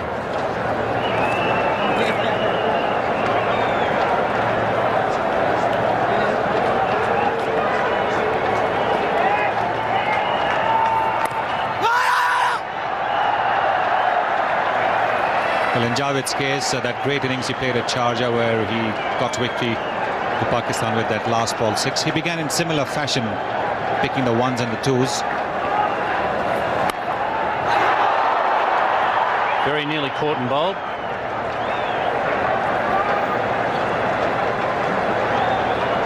And after getting his eye in, then he started to hit the ball around, and that was a tremendous innings.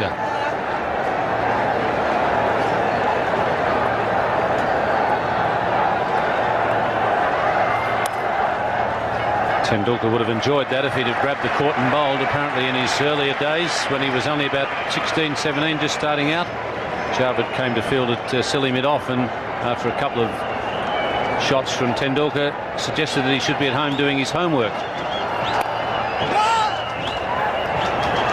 It's 165 for 4. Well, that's about the sort of target that Sri Lanka have been getting in their first 15 overs, 124, so it's possible. Perhaps a bit easier in the first 15. Salim Malik is very disappointed to not get a wide there, but I think that's a good call from umpire Shepherd. Yes, I think Ajay Jadeja, seeing him move away, bowled the ball at the right spot, right length too.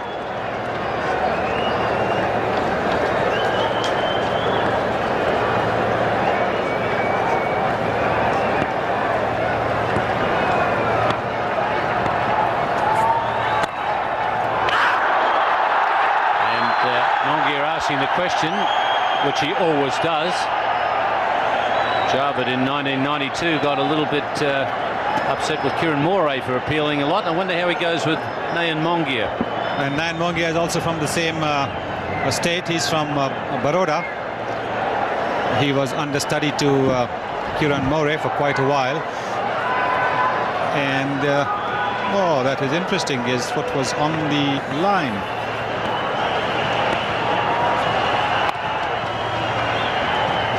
He may well have done himself a disservice, Mongia. Like the boy crying wolf, he may have appealed so often, the umpires tend not to take so much notice of it, but he could well have had a very reasonable query. Well, Malik had no clue where the ball had gone. He was looking to go for the quick single, and was his foot on the crease.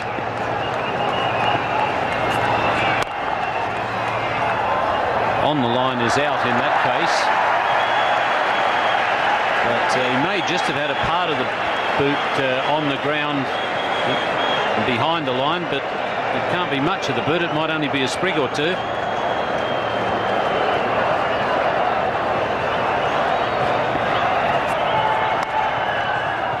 Jadeja doing a good job here as one of the part-time bowlers.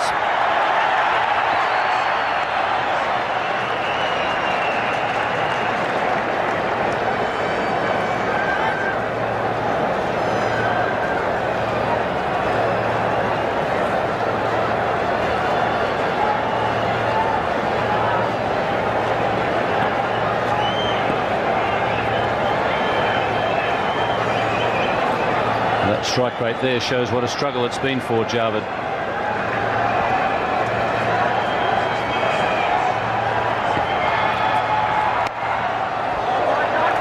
.167 for 4.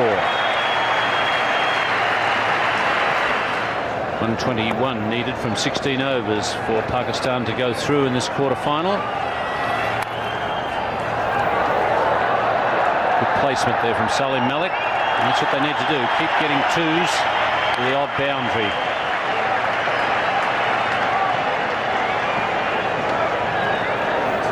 Salim Malik has made his intentions clear from the previous over when he started to step away from the wicket. That's a shot he plays very well. 1 over extra cover. Sri Lanka already through their quarter-final, defeating England earlier on today in Pakistan. So Sri Lanka will meet the winners of this quarter-final. That match will be played at Eden Gardens in Calcutta. And then we have the third and fourth quarter-finals coming up. South Africa versus West Indies, a lot of rivalry there. Maybe recent rivalry, but I'm sure it will be a ding-dong battle. Once again, quite a chase for Ashish Kapoor. Well fielded. And the other quarter-final, Australia-New Zealand. Well, I can tell you, Sonny, there's plenty of rivalry there between the near neighbours. Perhaps not quite as much as with your near neighbours. We tend to fight our wars together rather than against each other.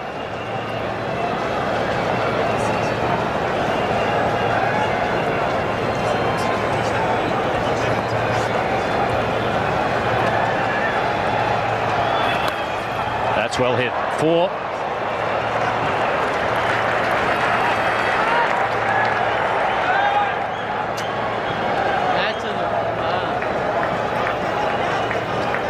Salim Malik is a very, very dangerous player. India has borne the brunt of his attack when he scored 70 of 35 deliveries at Eden Gardens. And he's had a fairly long look at the bowling now, opening his shoulders. This is crunch time for both the teams.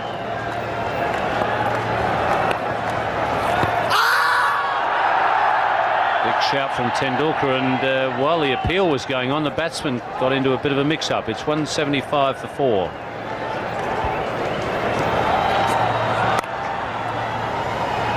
Sunil, they tell me that this place has got some nice bars around here in Bangalore. I guess they'll be really roaring if India win this match.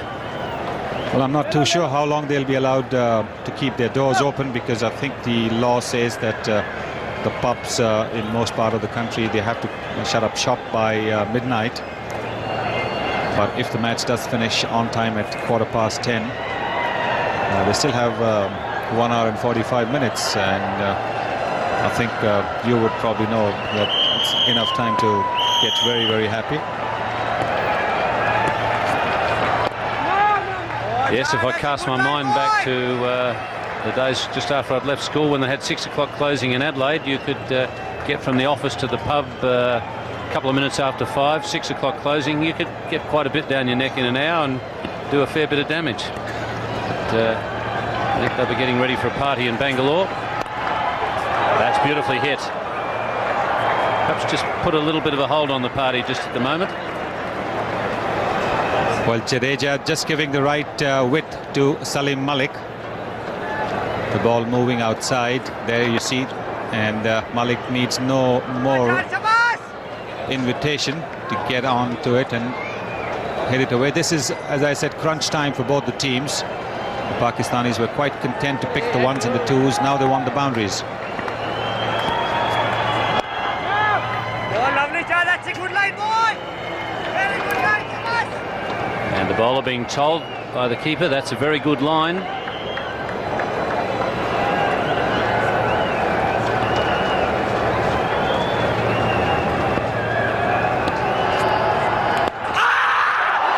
it's been called a wide. I think that's what Nayan Mongia was trying to avoid. He hasn't. Well, Mongia reckons that there was a bit of a nick over there. Ajay Jadeja has a rueful smile on his face, and David Shepherd, a nice little glance. Oh, there was a bit of a sound, but it's very difficult for the umpire to make out.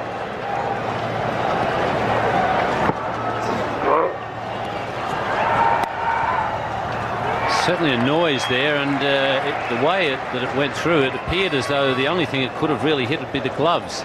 May have perhaps touched the thigh pad, but I'd say there it's perhaps clipped the gloves, but you couldn't blame the umpire for giving it not out. Very hard to give that out. Keeper would have been the only one that knew.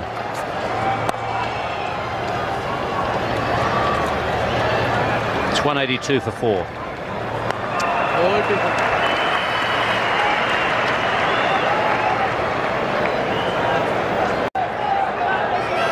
50 partnership between Salim Malik and Javed Miandad has come off 83 balls. It's going to be Kumble back into the attack now at the Bemel end. Kumble with figures of 5 overs, no maidens, none for 29. His first over just cost 1, and then he got caught up in the mangler with Saeed Anwar and Amir Sohail going berserk. Fall short.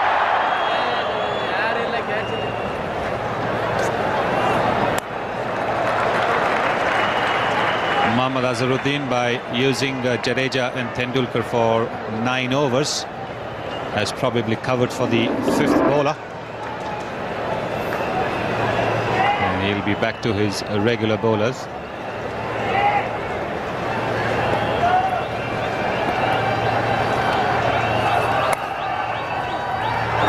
Jadeja's done some brilliant work, and that probably is the best of it. Oh, absolutely terrific, no doubt about that. Look at the way he dived to his wrong side, and even though he was on the floor, he turned and threw it to the wicketkeeper. Tremendous cricket that.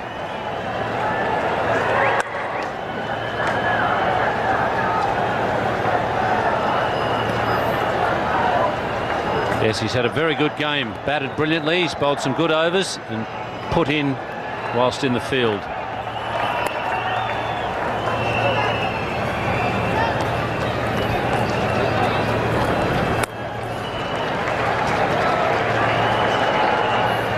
But Javed Miandad is experienced enough to know that Salim Malik is the one who's striking the ball well, so he's picking the 1s and the 2s, nudging it away, giving Malik more of the strike.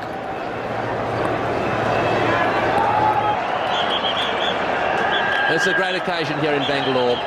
They now advance through to the semi-finals along with Sri Lanka, who they play in Calcutta. And isn't that a happy bunch?